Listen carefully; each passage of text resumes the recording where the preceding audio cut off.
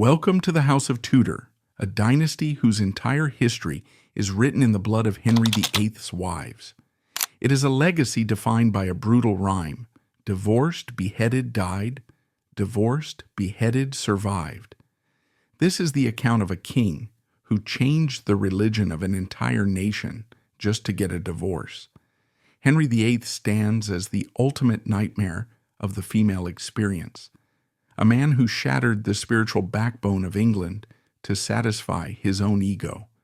Yet, he was less an anomaly than a symptom, a tumor growing on a dynasty sick from the very moment it was born. The madness begins not in a palace but in the mud. The monster Henry VIII became was forged in the fear that created him, a fear inherited directly from his father Henry VII. The Tudor dynasty did not descend from the heavens.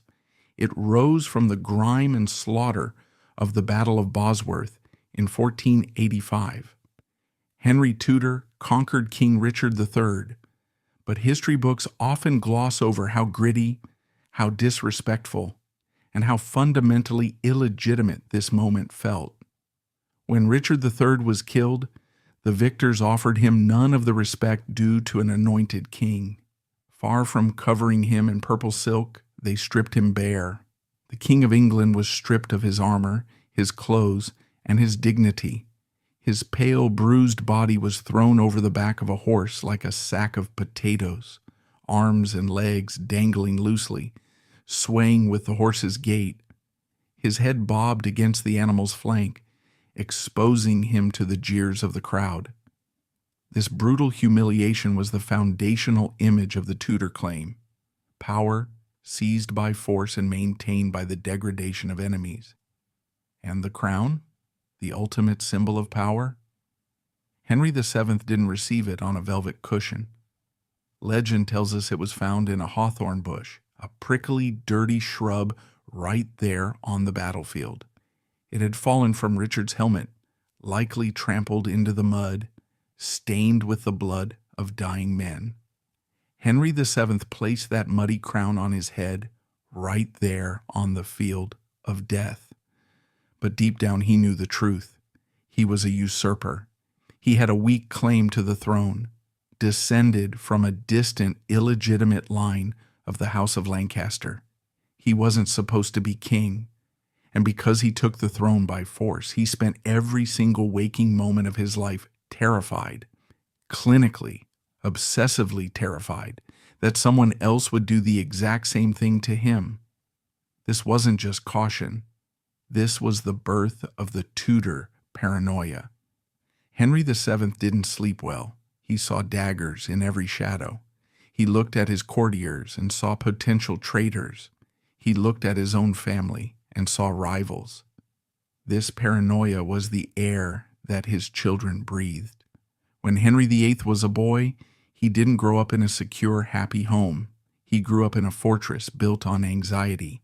He learned from his father that power is fragile, that legitimacy is a lie you tell the public, and that the only way to stay safe is to destroy anyone who might arguably be better than you. The seed of the murderous king was planted here, not in the genes, but in the trauma of a stolen crown. If the Battle of Bosworth was the physical birth of the Tudor dynasty, what happened next was the birth of its psychosis. Henry VII sat on the throne, but he sat on a razor's edge. He knew what the people were whispering in the alehouses and the market squares. They whispered that he was a usurper. They whispered that the House of York was not dead, merely sleeping. And in the shadows of Oxford, a priest named Richard Simon and a disgruntled nobleman named John de la Pole decided to test the new king's sanity. They decided to conjure a ghost. They didn't have an army, not yet. They didn't have a war chest. But they had something far more dangerous: a boy. His name was Lambert Simnel. History disagrees on exactly who he was. Some say the son of a carpenter, others an organ maker or a baker. But everyone agreed on one thing: he was beautiful. He had a face that looked like it had been carved from marble, an innocent, noble bearing that betrayed his low birth. He was a blank canvas upon which treason could be painted. The conspirators took this confusingly handsome peasant boy and began a transformation that was nothing short of theatrical alchemy. They scrubbed the grime of the workshop from his skin. They cut his hair. They dressed him in silks and velvets that cost more than his father would earn in a lifetime. They taught him how to walk without shuffling, how to eat without slurping, and how to look a grown man in the eye with the haughty disdain of a monarch. They declared that he was Edward, Earl of Warwick, the nephew of 2 kings, a boy who was actually locked away in the Tower of London. It was a lie so bold, so audacious, that it looped back around to becoming believable. They took the boy to Ireland, a stronghold of Yorkist sympathy, and there the madness truly began. The Irish nobility didn't just accept the lie, they embraced it with a religious fervor. On May 24, 1487, in Christ Church Cathedral in Dublin, Lambert Simnel was crowned King Edward VI. It was a coronation of the absurd, because they didn't have the crown jewels of England. They borrowed a gold circlet from a statue of the Virgin Mary in a nearby church and placed it on the 10-year-old boy's head. He was hoisted onto the shoulders of the tallest man in the room, paraded through the streets like a living idol. From playing in sawdust to bishops bowing before him, the child was intoxicated by the sudden ascent. Knights were swearing to die for him. He was the king. But back in London, Henry VII was not laughing. He was terrified. He knew the real Earl of Warwick was safely locked in his dungeon, but facts matter very little when you are fighting a legend. Henry paraded the real prisoner through the streets of London to prove Simnel was a fake, but the rebels didn't care. They had their puppet. They gathered an army of Irish kern and German mercenaries, hardened killers hired with borrowed gold, and sailed for England to reclaim the throne. This culminated in the Battle of Stoke Field. It was the last true engagement of the Wars of the Roses, a slaughter in a river valley where the boy king's army was decimated. The German mercenaries were professional, but they were outnumbered. The Irish troops lacking armor were cut down in droves. 4,000 men died in the mud that day. In the middle of the carnage, the king's soldiers found their enemy. Yet instead of a monster or a warrior, they discovered only a terrified little boy, clutching his stolen crown and weeping amidst the corpses of the men who had sworn to protect him. In this moment, Henry VII separated himself from the brute butchers of the past, revealing the unique psychological flavor of the Tudor madness. Any other king, Richard III, Edward IV, would have executed the boy immediately. It was the standard operating procedure. You cut off the head of the snake, even if the snake is a child. You put the head on a pike to rot, a warning to any other carpenter's son who dreams of wearing purple. But Henry VII looked at Lambert Simnel and saw an opportunity. He realized a profound truth about power. Martyrdom is dangerous. If he executed Simnel, the boy would remain King Edward VI in the minds of the rebels forever. He would be the tragic lost prince, the boy who died for the cause. His name would become a rallying cry for the next rebellion. But what if he didn't die? What if he lived as a joke? Henry VII decided to destroy Lambert Simnel, not by stopping his heart, but by crushing his dignity. He sentenced the king to life imprisonment in the royal kitchen. This was a stroke of cruel genius. Henry took the boy, who had been anointed with holy oil, and anointed him with pig grease. He made Simnel a turnspit, the lowest, dirtiest job in the entire palace hierarchy. In a Tudor kitchen, the roasting fires burned hot enough to scorch the skin. The turnspit's job was to sit by the fire for hours on end, slowly cranking the heavy iron handle that rotated the carcasses of beef, venison, and boar. It was backbreaking, monotonous, sweltering work. The boy who had worn the crown of the Virgin Mary was now staring into the flames of a culinary hell, his face blackened by smoke, his hands blistered by the iron wheel. But Henry VII didn't stop there. He turned the boy into a living museum exhibit of failure. When foreign dignitaries visited or when the treacherous nobles came to court, Henry would organize tours of the kitchens. He would lead these powerful men in velvet doublets and gold chains, down into the smoky depths of the scullery. He would point to the dirty creature turning the spit. "Look," Henry would say, a thin, cruel smile playing on his lips. "There is your king.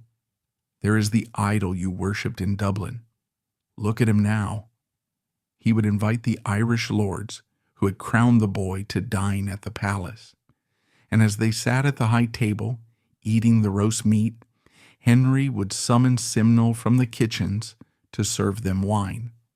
The tension in the hall was excruciating. The humiliated Irish lords had to take a goblet from the hands of the boy they had once bowed to. The boy, humiliated, forced to serve the men who had led him to ruin. And watching it all, Henry VII, sipping his wine, savoring the taste of their collective shame. This was the Tudor madness in its embryonic form. It wasn't just about killing the body. It was about flaying the soul. It was about demonstrating total, absolute control over reality. Henry VII was demonstrating a terrifying truth. Only he decided who was a king and who was a servant.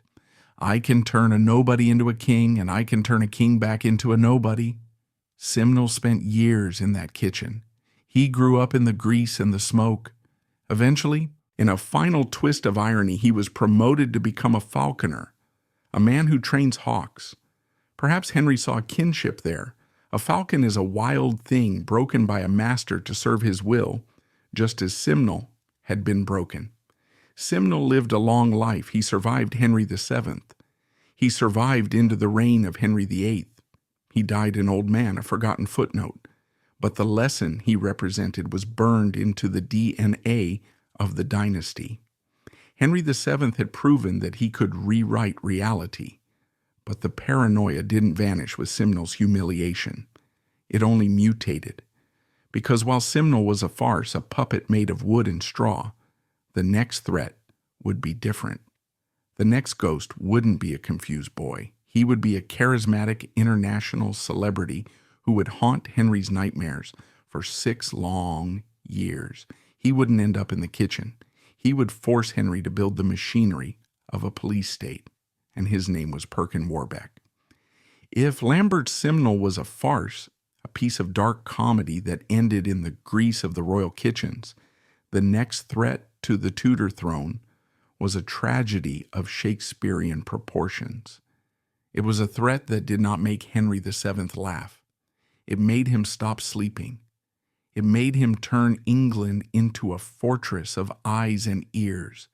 It drove him to the very edge of madness, where the line between a king and a prison warden begins to blur. It began in 1491, 4 years after the kitchen boy had been silenced. A young man appeared on the docks of Cork in Ireland. He was not a confused child like Simnel. He was 17 years old, elegant, articulate, and possessed of a haunting beauty. He wore fine silk with the ease of someone born to it. He spoke excellent English, but with a slight exotic lilt that hinted at a childhood spent in the courts of Europe. He claimed to be Richard, Duke of York. To the common people, this name was a ghost story. Richard was the younger of the 2 princes in the Tower, the boys who had vanished into the darkness years ago, presumed murdered by their uncle Richard III. But this young man stood on the docks and said, "I did not die. I escaped. I have been wandering the world, a hidden prince, and now I have returned for my father's crown." His real name, according to later confessions, was likely Perkin Warbeck, the son of a French boatman or a Tournay official. But history is written by believers as much as by truth-tellers. And Warbeck was terrifyingly believable. He didn't just look the part, he acted it. He had the neurotic, high-strung charisma of the Plantagenet bloodline. When he looked at you, you felt the weight of royalty. This was Henry VII's worst nightmare realized. A kitchen boy is easy to dismiss. A handsome, eloquent young man who claims to be your wife's lost brother? That is a political nuclear weapon. Warbeck didn't stay in Ireland. He began a tour of the European courts, and everywhere he went, the enemies of the Tudors rolled out the red carpet. The King of France welcomed him as a prince. The King of Scotland gave him a royal cousin to marry. But the greatest blow came from Burgundy. Margaret of York, the Dowager Duchess of Burgundy, was the sister of the dead Richard III and Edward IV. She hated Henry Tudor with a burning, obsessive passion. When Warbeck arrived at her court, she didn't just accept him, she embraced him as her nephew. She tutored him. She taught him the intimate secrets of the York family, how they walked, how they laughed, the nicknames they used for each other in the nursery. She polished this boatman's son until he shone like a diamond. She called him the White Rose of England. Back in London, Henry VII watched this unfold with a mounting sense of horror. He realized that he could not fight this with armies alone. Armies are useless against an idea. To fight Warbeck, Henry had to invent a new kind of warfare. He had to invent the modern Secret Service. The king withdrew into himself. The open, gregarious nature of the court vanished, replaced by a stifling atmosphere of suspicion. Henry began to recruit spies, not just a few informants, but a vast, sprawling web of intelligence agents. He placed eyes in the sculleries of Paris, ears in the tapestries of Brussels, and silent watchers in the harbors of Scotland. He developed complex ciphers and codes, spending hours late at night poring over encrypted letters, trying to discern who was loyal and who was secretly toasting the White Rose. The paranoia became so consuming that Henry VII was willing to destroy his own country's economy just to catch this one man. When he learned that Burgundy was sheltering Warbeck, Henry didn't declare war. He declared a trade embargo. He banned the export of English wool to the Netherlands. This was economic suicide. Wool was the oil of the 15th century. It was the lifeblood of the English economy. Merchants went bankrupt. Weavers starved. Riots broke out in London. But Henry didn't care. The obsession had taken hold. He would burn his own house down if it meant the smoke would choke Perkin Warbeck. This shadow war lasted for 6 agonizing years. 6 years of Henry VII looking at his own servants and wondering if they were assassins. 6 years of checking the food for poison. 6 years of the entire nation holding its breath. Finally, in 1497, the game ended. Warbeck landed in Cornwall, hoping to spark a rebellion. But the support didn't materialize. The White Rose was not a warrior. He was an actor. When the king's armies approached, Warbeck didn't fight. He panicked. He abandoned his troops and fled to a sanctuary in an abbey, cowering in the dark until Henry's men dragged him out. When they brought Warbeck face to face with Henry VII, the king stared at him for a long time. He saw the handsome face, the terrified eyes, the fine clothes now stained with mud. Once again, Henry chose not to execute him immediately. He forced Warbeck to sign a confession, admitting he was an impostor, a fraud, a nobody. But unlike Simnel, Warbeck could not be turned into a scullery maid. He was too dangerous. He was kept under house arrest at court, a living trophy. But the White Rose could not handle the cage. He tried to escape, and that was the excuse Henry needed. In 1499, the patience of the Tudor dynasty evaporated. Henry VII ordered Perkin Warbeck to be taken to Tyburn. This was a deliberate insult. Tower Hill was where noblemen were beheaded with a sword or an axe, a quick, honorable death. Tyburn was the place of the Tyburn tree, the massive triangular gallows where common thieves, murderers, and filth were hanged. Warbeck was dragged on a hurdle, a wooden sled, through the mud of London. The crowds who had once whispered his name now jeered him. At Tyburn, they put the rough hemp noose around his neck. There was no block, no swordsman, just the drop. The White Rose of England, the man who had dined with kings and emperors, danced at the end of a rope like a common pickpocket. But the bloodletting wasn't finished, and what happened next is the dark stain that would haunt Henry VIII's conscience decades later. Locked in the Tower of London was Edward, Earl of Warwick. He was the real nephew of Edward IV. He had been in prison since he was 10 years old. He was 24 now, but mentally he was still a child. Years of isolation in the dark had stunted his mind. He was innocent of any crime except having the last name Plantagenet. But Henry VII was negotiating a marriage for his son Arthur to the Spanish princess Catherine of Aragon. The King of Spain, Ferdinand, was a ruthless pragmatist. He sent a message to Henry, "I will not send my daughter to a country where the throne is unstable. I will not send her into a house of rivals." The message was clear. Not a drop of doubtful blood could remain.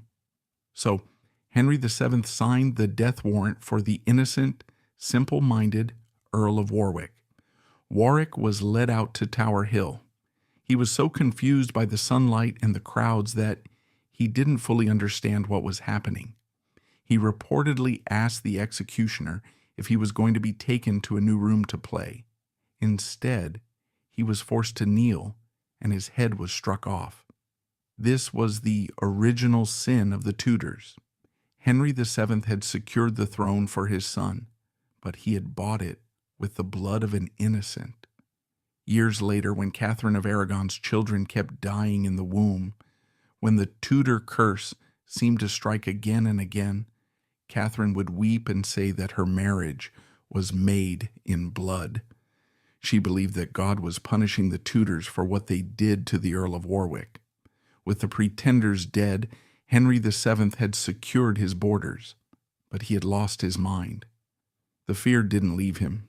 It turned inward. He needed a way to control his own nobility, to crush any thought of rebellion before it could become a word. He created the Star Chamber. The room itself was beautiful. It was located in the Palace of Westminster, and its ceiling was painted a vibrant azure blue, decorated with gilded stars to mimic the night sky. It looked like a glimpse of heaven. But for the men who were dragged there, it was the mouth of hell. The Star Chamber was a court with no jury. There were no witnesses for the defense. The burden of proof was reversed. You were guilty until you proved you were innocent, which was impossible. It was overseen by the king's own counselors. Under Henry VII, the Star Chamber became a weapon of financial and psychological terror. Did a nobleman have too many servants? That could be a private army. Fine him. Did a wealthy merchant speak ill of the king's tax policy? That is sedition. Imprison him. Henry VII used the Star Chamber to bleed the nobility dry. He used bonds and recognizances, essentially forced contracts where nobles had to pledge massive amounts of money to the king as a guarantee of their good behavior. If they stepped out of line, they would be bankrupt instantly. The king became a recluse, obsessed with his ledgers. He spent his days in a dark room, personally auditing the accounts of the nation, writing in the margins with his own hand. He trusted no one. He didn't build palaces. He built cages of gold. By the time Henry VII died in 1509, England was stable, rich, and utterly terrified. The king died alone, clutching his money, leaving behind a silence where there used to be joy. But the death of the old miser opened the door for the son. When Henry VII was lowered into his grave, A collective sigh of relief swept across England. The darkness was over. The paranoia was gone. The new king was stepping out onto the balcony. He was 18 years old. He was 6 feet 2 inches tall, with hair like spun gold and a laugh that shook the rafters. He was an athlete, a musician, a scholar. He was Henry VIII. The people cheered until their throats were raw. They thought they were welcoming a golden age. They thought the nightmare was over.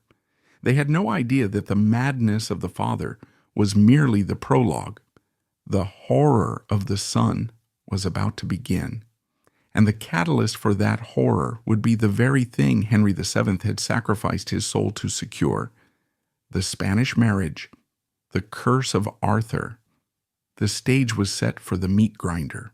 Before the meat grinder consumed England, the king was not the bloated, irritable tyrant of popular memory.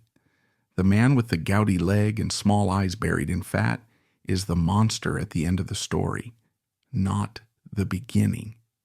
The man who stepped onto the throne in 1509 was something entirely different, a creature of such physical perfection and charismatic force that he seemed like a different species from his father. When Henry VIII was crowned at 18, he was the closest thing the 16th century had to a rock star.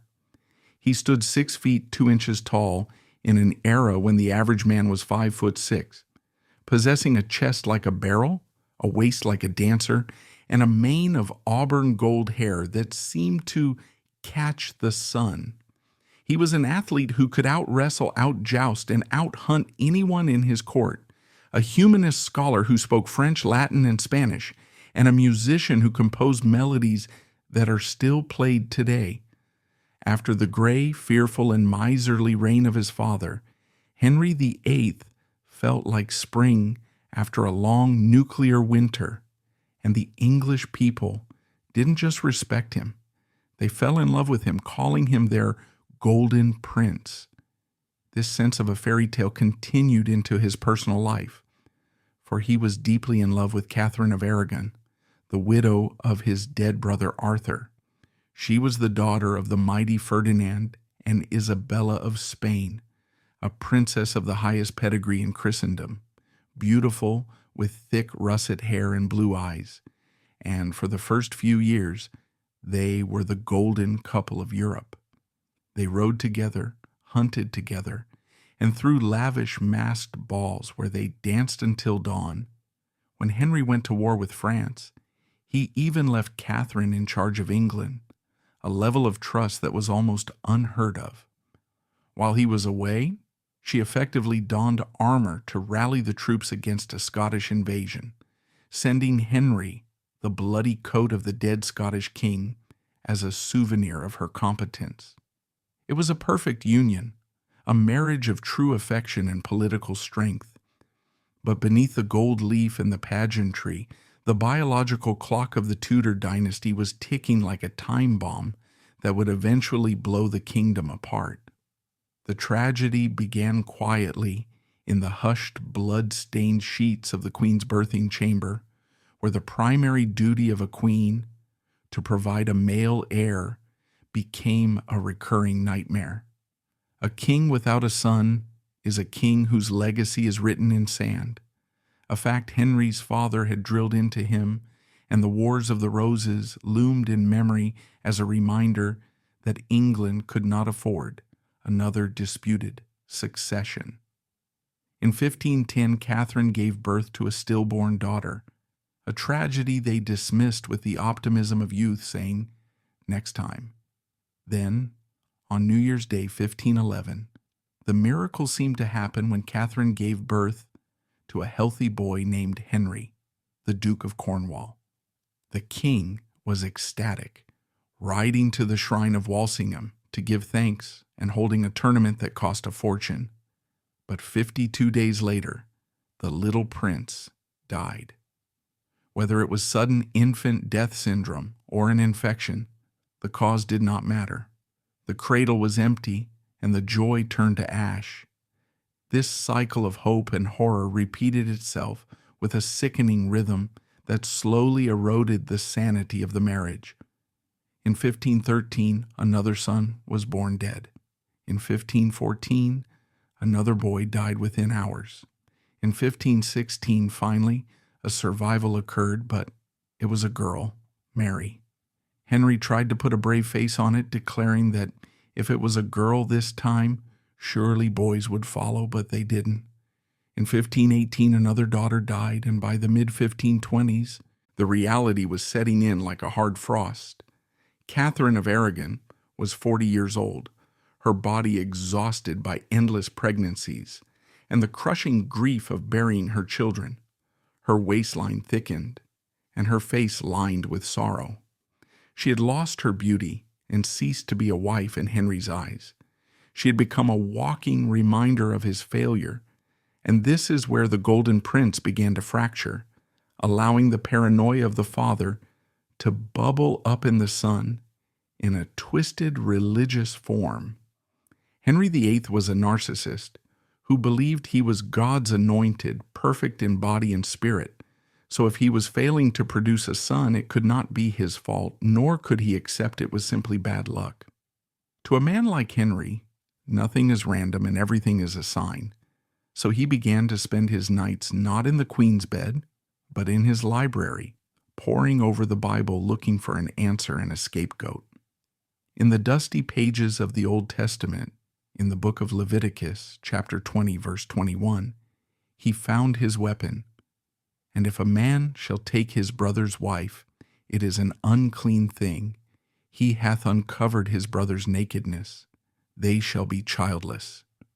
Henry read that word childless and felt a cold snap of recognition, for in the Hebrew translation he consulted it was interpreted to mean sonless. Suddenly, everything made sense to him. The stillbirths, the dead princes, the empty cradle were not bad luck, but the wrath of God. Henry convinced himself that his marriage to Catherine was a crime against heaven because he had married his brother Arthur's widow. Although the Pope had granted a dispensation and Catherine had sworn the first marriage was never consummated, Henry now decided the Pope had been wrong because he could not overrule the Bible. This was the birth of the king's great matter. Henry devoutly believed this. He was not merely a leecher trading in an old wife, but a religious fanatic who believed he was living in a state of mortal sin. He believed that every time he slept with Catherine, he was committing incest, and that God was killing his children to punish him for this filth. The Golden Prince was gone, replaced by a man consumed by a holy terror who needed to cleanse himself and annul the marriage to save his immortal soul. Just as this obsession was taking root, a new player walked onto the stage acting as the gasoline to Henry's spark, Anne Boleyn. She wasn't the most beautiful woman at court. That title had belonged to her sister Mary, whom Henry had already used and discarded. But Anne was different, possessing dark, intense eyes, a long, elegant neck, and a wit as sharp as a razor. Raised in the French court, she knew the game of courtly love better than anyone, and when Henry noticed her in 1526, he expected her to be flattered and accept the position of official mistress. But Anne refused, telling him she would rather lose her life than her honesty, returning his gifts and letters, playing the hardest game of hard to get in history. Her refusal drove Henry absolutely insane because he was a king who had never been told no, and her resistance combined with his religious paranoia created a perfect storm. He didn't just want Anne Boleyn, he needed her to replace the cursed wife and give him the son God had promised once he was cleansed of his sin. Henry looked at his loyal wife of 20 years, the woman who had fought for him and bled for him, and seeing only an obstacle and a curse, he turned to his right hand, Cardinal Thomas Wolsey, and ordered him to fix it, unknowingly signing the death warrant for the most powerful man in the kingdom. If Henry VIII was the sun around which England orbited, then Cardinal Thomas Wolsey was the gravity that held the solar system together. The magnitude of the coming slaughter began with the colossal stature of its first victim. Cardinal Thomas Wolsey was not just a priest, he was a phenomenon. Born the son of a butcher in Ipswich, he had clawed his way up through sheer intellect and ruthless ambition to become the Lord Chancellor of England and a prince of the Catholic Church. He was known as the Alter Rex, the second king. While Henry spent his youth hunting, dancing, and playing tennis, Wolsey ran the country. He managed the taxes, the wars, the laws, and the foreign treaties. He became so obscenely wealthy that he built Hampton Court Palace, a residence so magnificent that it outshone the king's own castles. For 20 years, Wolsey was the man who made Henry's dreams come true. If Henry wanted a war in France, Wolsey found the money. If Henry wanted peace, Wolsey wrote the treaty. He was the ultimate fixer, the indispensable man, the architect of the king's glory. But in 1527, Henry handed Wolsey a task that even a genius could not solve. Get me a divorce. Wolsey tried. For 2 years, he pulled every lever of diplomatic power he possessed. He bribed cardinals, he threatened the Pope, he convened a special legatine court at Blackfriars in London to put the king's marriage on trial. It was a spectacle of humiliation, designed to bully Catherine of Aragon into submission. But Wolsey had underestimated two things: the iron will of the Queen and the political reality of Europe. The Pope was effectively a prisoner of the Holy Roman Emperor, Charles V, who happened to be Catherine's nephew. There was no way the Pope was going to grant a divorce that would shame the emperor's aunt.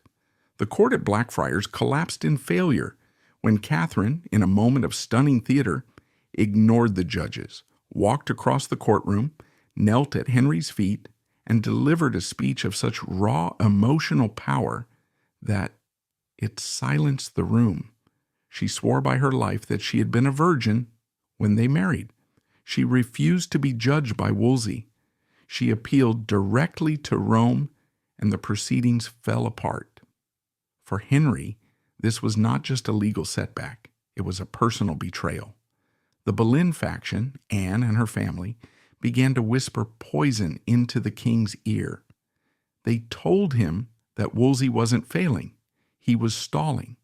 They said Wolsey was loyal to the Pope, not to England. They said the butcher's son was secretly laughing at the king. And Henry, frustrated, paranoid, and desperate for Anne Boleyn, listened. The transformation was swift and terrifying. One day, Wolsey was the master of England, dining off gold plate and commanding bishops. The next day, the king refused to see him. It was as if a light switch had been flipped. Henry stripped Wolsey of his office as Lord Chancellor. He used an obscure law called Premunire, which forbade asserting papal authority over the king, to declare Wolsey a criminal. The dismantling of Thomas Wolsey was a masterclass in Tudor cruelty. Henry didn't just fire him, he ate him alive. He confiscated Wolsey's massive fortune. He seized Hampton Court Palace, the very symbol of Wolsey's success, and turned it into a home for himself and Anne Boleyn.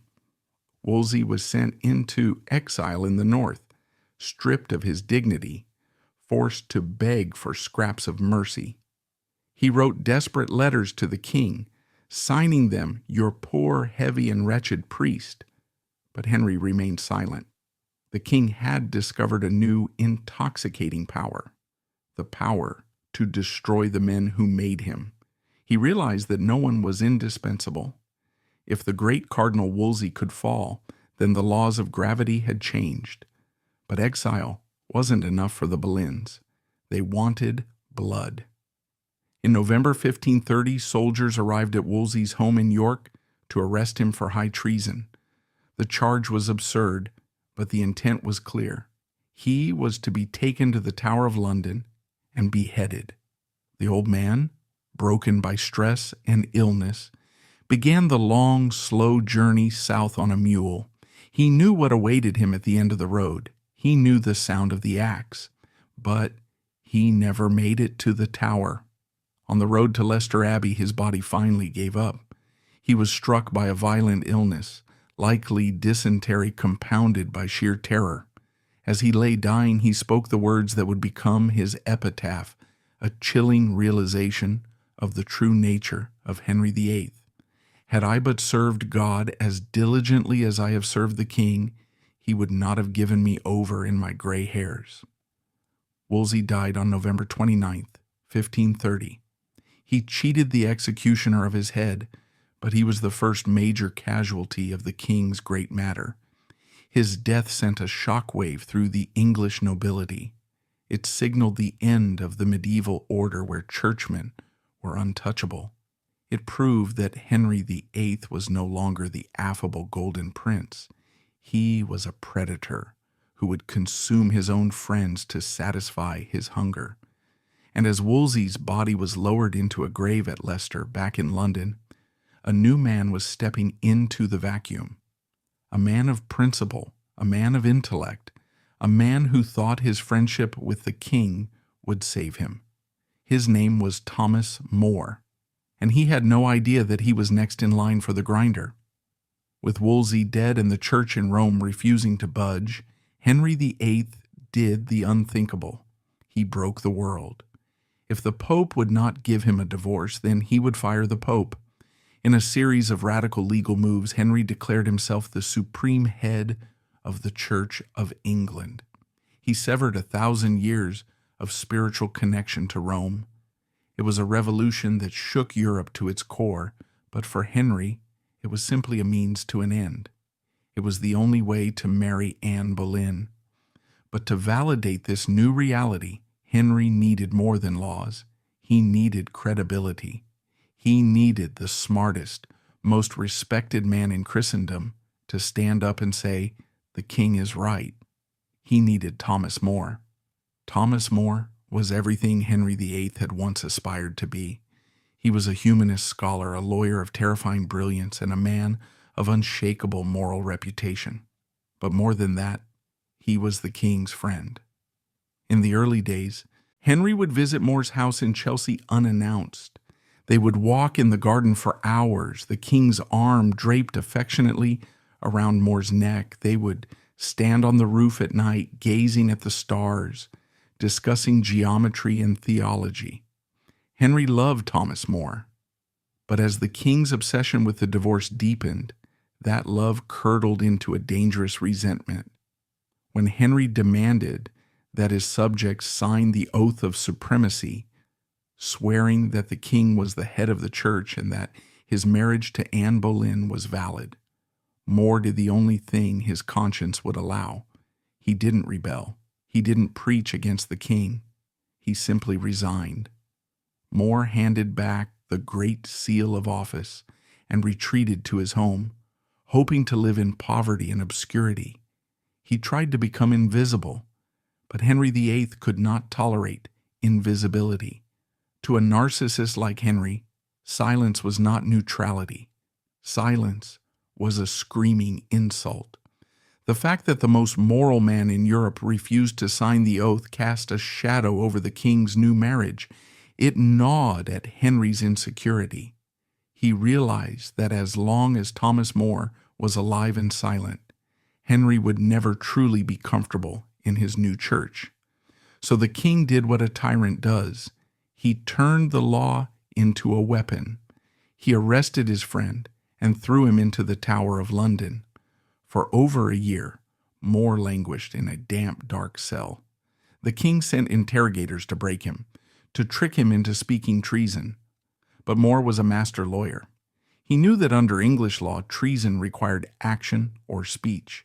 You could not be executed for what you didn't say. He clung to a legal defense that was as fragile as it was brilliant. Silence gives consent. He argued that by saying nothing, he was technically accepting the king's title. But the king's new fixer, Thomas Cromwell, a man with none of Wolsey's pomp but all of his ruthlessness, knew that a legal victory wasn't enough. They needed More dead. In a show trial at Westminster Hall, they used perjured testimony from a man named Richard Rich to claim More had spoken against the king. The verdict was a foregone conclusion. The sentence was death. On July 6, 1535, Thomas More was led out to Tower Hill. The scene was stark and pathetic. The scaffold was poorly constructed, swaying dangerously as he climbed the steps. In a moment of dark, devastating humor that defined his character, More turned to the lieutenant of the tower and said, "I pray you, Master Lieutenant, see me safe up, and for my coming down, let me shift for myself." Even at the door of death, he refused to show fear. He knelt before the block. He recited the Miserere psalm. Then he did something that has echoed through history. He carefully moved his long gray beard aside, positioning it away from the executioner's axe. He murmured, "Pity that should be cut, that has not committed treason." It was a final stinging rebuke to the king. He was saying, "My body belongs to you, but my conscience and my beard are innocent." The axe fell. The king's good servant, but God's first, was dead. But the horror did not end with the stroke of the blade. Henry VIII wanted to make an example of his friend. He wanted to desecrate the symbol of resistance. In Tudor England, the heads of traitors were not just buried, they were processed. The executioner took Thomas More's head and dropped it into a cauldron of boiling water. This was parboiling, a gruesome culinary technique applied to human flesh to preserve it, cooking off the fat and hardening the skin so it would not rot too quickly when exposed to the elements. The boiled gray, leathery head of the man Henry had once hugged in the garden was then impaled on a spike and mounted on London Bridge.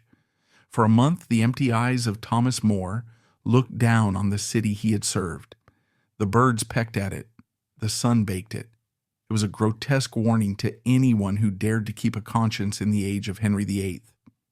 Finally, More's daughter, Margaret Roper, a woman of immense courage, bribed the bridge keeper to knock the head down into her waiting apron before it could be thrown into the river. She kept her father's skull for the rest of her life, a relic of the man who died for silence. Back at the palace, when Henry was told that More was dead, he was playing cards. He reportedly looked at Anne Boleyn, the woman for whom he had just killed his best friend, and said with a sudden flash of self-pitying anger, "You are the cause of this man's death." It was a chilling moment of foreshadowing. Henry had killed his conscience to get Anne. Now that his conscience was dead, there was nothing left to stop him from killing her too. The meat grinder had been thoroughly greased with the blood of the innocent. Now it was ready for the queen. The sheer disposability of Anne Boleyn was foreshadowed by the ghost who walked the halls before her, a sister often reduced to a footnote, but serving as the grim prototype for Henry's treatment of women. Before there was Anne, there was Mary Boleyn. If Anne was the fire that burned Henry, Mary was the water he drank and spat out. History has unkindly labeled her the great prostitute or the English mare, insults that suggest a woman of loose morals. But the truth is far more tragic.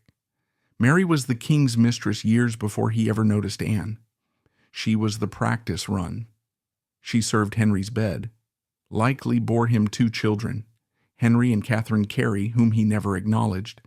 And then, when her novelty wore off, she was discarded like a used napkin. Henry's treatment of Mary Boleyn established a terrifying precedent that the Boleyn family ignored at their peril. Henry did not view women as people. He viewed them as resources. Mary was a resource that had been depleted. She was married off to a minor courtier and sent away with barely a pension to her name. She survived, yes, but she survived as a cautionary tale. Anne Boleyn looked at her sister's fate and vowed never to be the mistress, never to be the mare. She held out for the crown because she thought a crown offered protection. She thought that being queen meant she was safe from being discarded. She was wrong. By January 1536, Anne had been queen for 3 years, and she had failed in the only metric that mattered. She had given Henry a daughter, Elizabeth, but no son. The atmosphere at court was thick with tension, and the king's wandering eye had already settled on a pale, quiet girl named Jane Seymour. But Anne had one last card to play. She was pregnant again. She knew, with the desperate intuition of a cornered animal, that this child had to be a boy. But on January 24th, 1536, the wheel of fortune didn't just turn, it broke. Henry VIII, despite being 44 years old and increasingly heavy, was still obsessed with the macho pageantry of the joust. He donned his massive suit of armor, a technological marvel of steel designed to turn a man into a tank, and rode out onto the lists at Greenwich Palace. He was facing the Duke of Suffolk. The crowd cheered as the horses thundered toward each other, the ground shaking under the hooves of the destriers. But then disaster struck. In a moment of sickening violence, Henry was unhorsed. He fell from his mount, a mass of steel and flesh crashing into the dirt. Before the crowd could even gasp, his horse, an armored beast weighing over 1,000 pounds, stumbled and fell directly on top of him. The silence that descended on the tilt yard was absolute. It was the silence of a nation watching its future be crushed. For 2 hours, the King of England lay unconscious.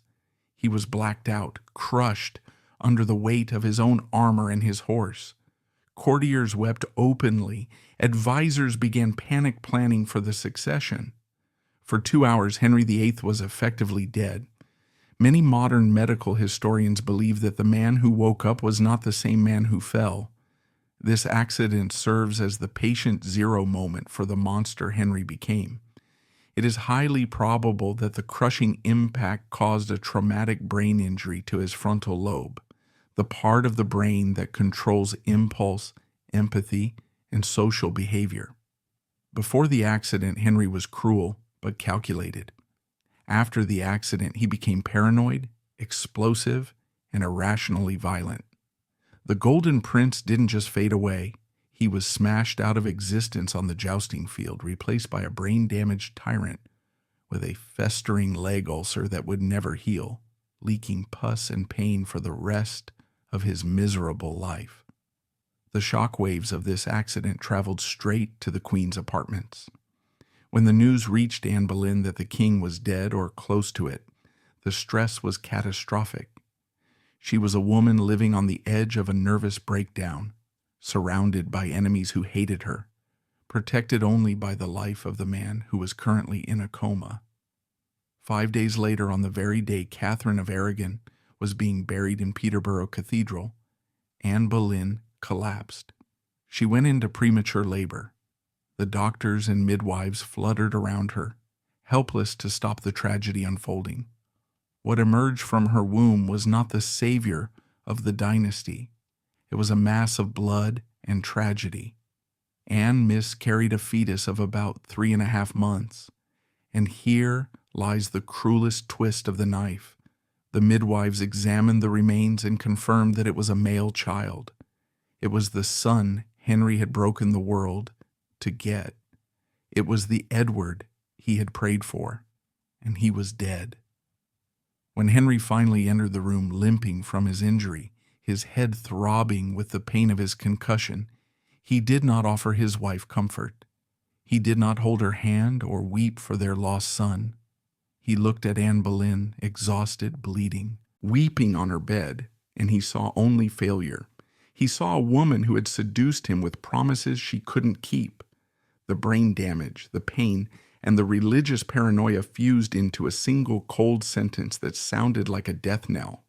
He stood over her and said, "I see that God will not give me male children through you." It was a theological condemnation. Henry had convinced himself that his first marriage was cursed because of Catherine. Now, with a sociopathic flexibility, he decided that his second marriage was cursed because of Anne. He reasoned that God was displeased. Why else would he snatch a son away at the last moment? It wasn't biology, it was witchcraft. It was divine retribution. He turned on his heel and walked out of the room, leaving Anne alone with the realization that her time had run out. She wasn't just a grieving mother anymore, she was a failed experiment.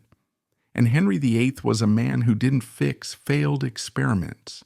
He erased them. From this moment on, the countdown to the scaffold began. The king's new fixer, Thomas Cromwell, sniffed the change in the wind. He knew that to please the king, he didn't need to find a doctor to cure Anne. He needed to find an executioner to remove her. The plot to destroy the Boleyns was not a slow burn. It was an explosion. Within weeks, the whispers began. If God wouldn't give Henry a son, perhaps it was because the queen was not just useless. Perhaps she was a monster. The machinery of the state, which had once been used to elevate Anne, was now reversed to crush her. The shadows in the corners of the palace began to take the shape of axes. With the king's love dead and buried under the weight of a miscarried son, the stage was set for Thomas Cromwell to perform his dark masterpiece. Cromwell was the son of a blacksmith, a man who knew that iron had to be struck while it was hot, and he understood Henry VIII's psychology better than anyone alive. He knew that Henry didn't just want to be free of Anne Boleyn, he wanted to be righteous. Henry couldn't simply divorce Anne, for that would mean admitting he had been wrong to marry her in the first place, wrong to break with Rome, and wrong to execute Thomas More. Henry's ego could not sustain such a blow. So Cromwell had to construct a narrative where Henry was not a fool, but a victim of a wicked, sexually voracious witch who had deceived him. To do this, Cromwell didn't look for truth. He looked for the weak link in the queen's circle, a thread he could pull to unravel the entire tapestry of her life. He found that thread in Mark Smeaton. Smeaton was a court musician, a commoner of low birth who had risen high on the strength of his talent. He was young, handsome, a skilled dancer, and he played the lute with a melancholy grace that Anne Boleyn enjoyed. But in the shark tank of the Tudor court, Smeaton was a minnow. He was vain and lonely, often dressing above his station, desperate to be accepted by the high nobility who secretly despised him. On April 30th, 1536, Cromwell invited Smeaton to his house. The invitation was framed as a casual social call, perhaps a dinner. But the moment Smeaton stepped across the threshold, the trap snapped shut. The door was bolted, the pleasantries vanished. Smeaton found himself alone in a room with Cromwell and two burly associates, and the atmosphere shifted instantly from hospitality to interrogation. The exact details of that room remain a mystery, as Smeaton was the only one who left it alive, and he was broken. But the whispers of history paint a gruesome picture. Cromwell needed a confession of adultery. He asked Smeaton simply, "Did you sleep with the queen?" When Smeaton denied it, the tools of persuasion were brought out. It is widely believed that Cromwell used a technique involving a knotted cord. The rope was tied around Smeaton's head, positioned carefully across his eyes and temples, and then a stick was inserted into the knot and twisted. As the rope tightened, it cut into the skin and crushed the skull, creating a pressure so agonizing that it felt as though the eyes were being popped from their sockets. Other accounts suggest the rack was used to stretch his joints until they popped like dry wood. Whatever the method, the result was inevitable. A common musician, unaccustomed to pain and terrified of death, lasted only a few hours. He screamed the words Cromwell needed to hear. "Yes, yes, I did it." But a queen does not commit adultery with just a servant. That would be merely pathetic. To destroy Anne completely, Cromwell needed more men, and he needed them to be high-born. Using Smeaton's confession as the battering ram, Cromwell widened the net to catch the golden youth of the court, the men who were Henry's own friends. He arrested Henry Norris, the groom of the stool, the king's closest personal servant who wiped the royal bottom and held the royal secrets. He arrested Sir Francis Weston and William Brereton. These were men who played tennis with the king, who gambled with him, who laughed with him. It didn't matter. To Henry VIII, friendship was a disposable commodity. He was willing to sacrifice his entire inner circle to validate his hatred for his wife. He signed the warrants without a tremor in his hand, convinced by Cromwell's fabricated evidence that his best friends were secretly passing his wife around like a communal goblet. However, the horror had not yet reached its peak. Adultery was treason, yes, but Cromwell and Henry wanted to destroy Anne Boleyn so completely that no one would ever mourn her. They needed a crime so taboo, so repulsive, that it would dehumanize her in the eyes of the world. They needed to turn her from a woman into a beast. And so they crossed a line that few tyrants in history have dared to cross. They accused Anne Boleyn of incest. They arrested her own brother, George Boleyn. George and Anne were incredibly close. They shared a sharp intellect, a love for the new religious reforms, and a bond forged in the fires of court politics. They were a team. To accuse them of sleeping together was a physiological and psychological absurdity, a lie so grotesque it defies belief. But Cromwell twisted innocent moments of sibling affection into sinister proofs. He claimed that George had spent long hours in Anne's bedroom late at night. He claimed that they had mocked the king's sexual prowess together, laughing at his impotence and his lack of skill in bed. This specific detail, that they laughed at the king, was perhaps the only grain of truth in the entire indictment, and it was the thing that enraged Henry the most. The idea that his wife and her brother were giggling about his performance was unforgivable. The indictment against George Boleyn read like the script of a pornographic nightmare. It alleged that Anne had allured her brother with tongue-in-the-mouth kisses and other vile behaviors. The purpose of this accusation was surgical. It was designed to strip Anne of any public sympathy. If she was just an adulteress, she was a bad wife. But if she was sleeping with her brother, she was a witch. She was a pervert. She was something unholy that needed to be purged from the earth. When George was arrested and thrown into the Tower, the shock was palpable. The Boleyn family, which had clawed its way to the very pinnacle of power, was being dismantled brick by brick, not by foreign enemies, but by the very man who had raised them up. On May 2nd, 1536, the final blow landed. Anne Boleyn was watching a tennis match when the message came. She was summoned before the Privy Council. She arrived expecting to argue her case, to use her wit and her eloquence to charm her way out of trouble, as she had always done. But when she entered the room, she found her uncle, the Duke of Norfolk, a man who hated her despite their blood ties, presiding over the destruction. She was informed that she was under arrest for high treason, adultery, and incest. She was loaded onto a barge in broad daylight and rowed down the Thames to the Traitor's Gate at the Tower of London.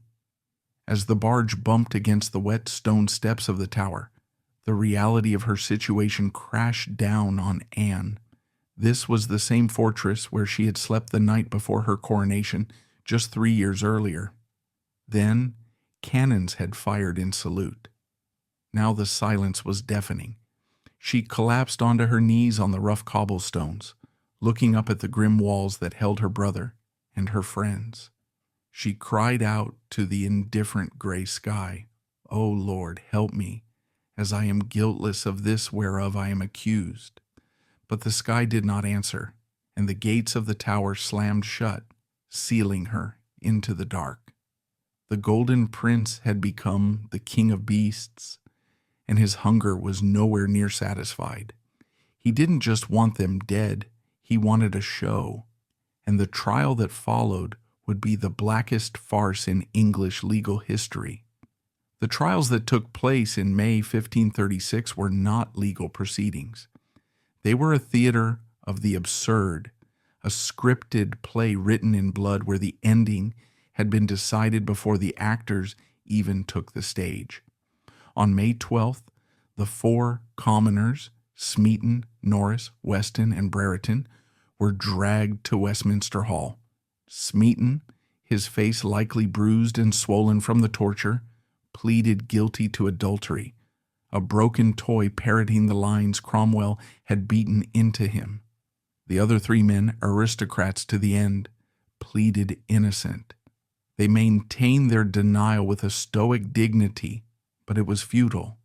The jury returned a verdict of guilty in minutes, but the true spectacle, the moment where the Tudor madness reached its absolute zenith, came 3 days later on May 15th with the trial of the Queen and her brother.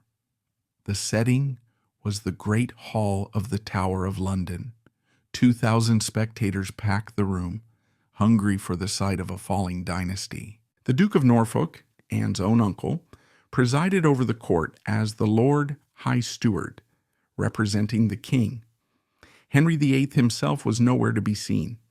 True to his cowardly nature, the king who sent his wife to the block hid in his palaces, waiting for the news, rowing up and down the river to visit his new love, Jane Seymour. He left the dirty work to the men he owned. First came George Boleyn. He was accused of the most heinous crime imaginable, incest. The prosecution handed him a piece of paper, a written piece of evidence containing allegations so vulgar that the court ordered him to read it silently. It supposedly contained details of conversations where Anne and George had mocked the king's sexual performance, specifically that the king had neither skill nor potency in bed. But George Boleyn, facing death, decided he would not go quietly. He looked at the paper, then looked up at the sea of hostile faces. In a moment of suicidal defiance, he read the words aloud. His voice rang out through the hall, announcing to 2,000 people that Henry VIII was impotent, that the great virile king of England could not satisfy his wife. The court gasped. George had just committed the ultimate treason. He had humiliated the king publicly. He knew he was signing his own death warrant, but he stripped Henry of his dignity one last time. He was condemned to death immediately. Then Anne entered. If the crowd expected a weeping, broken woman, they were disappointed. Anne Boleyn walked into the hall with the regal bearing of a queen who knew her worth. She wore a gown of black velvet over a scarlet petticoat, her dark eyes scanning the room, landing on the faces of men she had once promoted and protected. She answered the charges with a calm, clear voice, denying everything. "I have always been a faithful and loyal wife to the king," she declared. But the verdict was a foregone conclusion. Even her old lover, Henry Percy, the Earl of Northumberland, who sat on the jury, could not stomach the farce. When the guilty verdict was read, Percy collapsed, physically sickened by the murder of the woman he had once loved, and had to be carried out of the hall. The sentence pronounced by her uncle was terrifying in its medieval brutality. She was to be burned or beheaded as shall please the king's pleasure. Burning was the traditional punishment for female treason, a slow, agonizing death by fire. Beheading was a mercy. Anne left the courtroom knowing that her life hung on the whim of a husband who had become a stranger. 2 days later, on May 17th, the slaughter began. The 5 men, George Boleyn, Mark Smeaton, Henry Norris, Francis Weston, and William Brereton, were led out to Tower Hill. A massive crowd had gathered to watch the Queen's lovers die. From her window in the tower, Anne could likely hear the roar of the mob, the roll of the drums, and the boom of the cannon that signaled each head falling. It was a psychological torture designed to break her spirit completely. She knew that with every thud of the axe, a piece of her past was being severed. George Boleyn was the first to die. He made a speech on the scaffold, admitting he was a sinner in the general sense, as all men were believed to be, but steadfastly denying the specific crimes he was charged with. He warned the crowd not to trust in the favor of princes, a bitter lesson he had learned too late. He knelt, the axe swung, the head of the brilliant, charismatic George Boleyn, the man who had dared to mock a king, rolled into the straw. The others followed in quick succession. Smeaton, the commoner, was last, perhaps given a moment to contemplate the lies that had bought him nothing but a delayed death. By noon, the scaffold was slick with blood. 5 men were dead. The legal path was now cleared for the main event. But while the axe was falling on Tower Hill, another scene was playing out across London that reveals the true depth of Henry VIII's callousness. On the very day his beloved brother-in-law and his closest friends were being butchered, Henry was not in mourning. He was surrounded by tailors.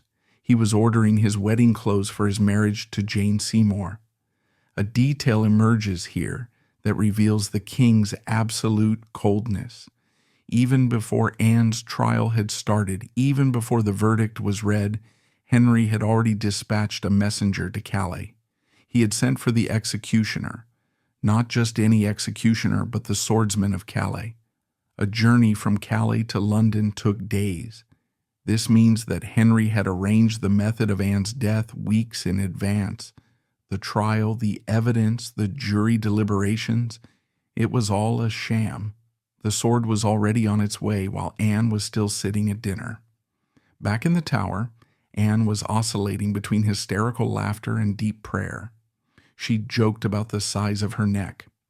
I heard the executioner was very good, she told the constable of the tower, wrapping her hands around her own throat. And I have a little neck. She laughed, a sound that unnerved her jailers. It was the laughter of a woman looking into the abyss. She knew the men were dead. She knew she was the last one left. The stage was empty now, save for her. The final act of the tragedy was approaching, and she determined that she would play it with a perfection that would shame her husband for eternity. On the morning of May 19th, 1536, a heavy mist clung to the stones of the Tower of London, dampening the sound of the gathering crowd. This was the finale, the moment the entire drama of the last decade had been building toward. But unlike the executions of the 5 men 2 days prior, which had been a carnival of blood for the mob on Tower Hill, this event was private. It was held within the walls of the tower, on the green scaffold erected specifically for the Queen. Henry VIII had granted his wife a final, twisted kindness. He had spared her the indignity of the axe. In England, beheading was a clumsy, brutal business. The axe was a heavy, blunt instrument that required the victim to lay their head on a wooden block, chest pressed against the sawdust, staring down into the dark. It often took 2, 3, or even more hacks to sever the spine, turning a human being into a piece of butchered meat. Henry, in a gesture that was both merciful and chillingly controlling, decided that Anne Boleyn should not die like a common traitor. He imported a specialist. Jean Rambaud was a master swordsman from Calais, France. He was not a hooded butcher, reeking of ale. He was a professional who treated death as an art form.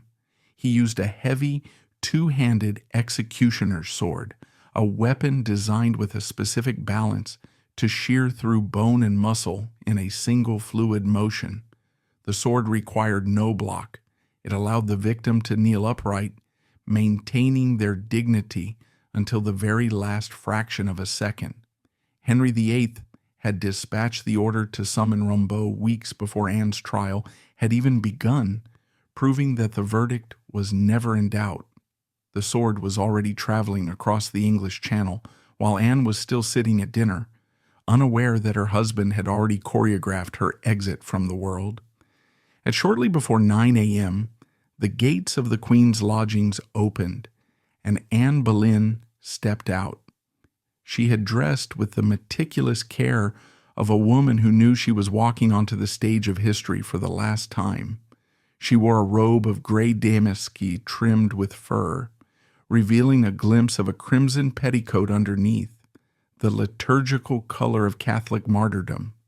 She wore a gable hood that covered her hair and her face, though pale and drawn from sleepless nights, was composed. She did not look like a criminal. She looked like a queen. She was escorted by the lieutenant of the Tower and 4 of her ladies, women who were weeping openly while Anne remained dry-eyed, seemingly in a state of trance-like shock or supreme spiritual resolve. As she climbed the scaffold, her eyes scanned the small crowd of witnesses.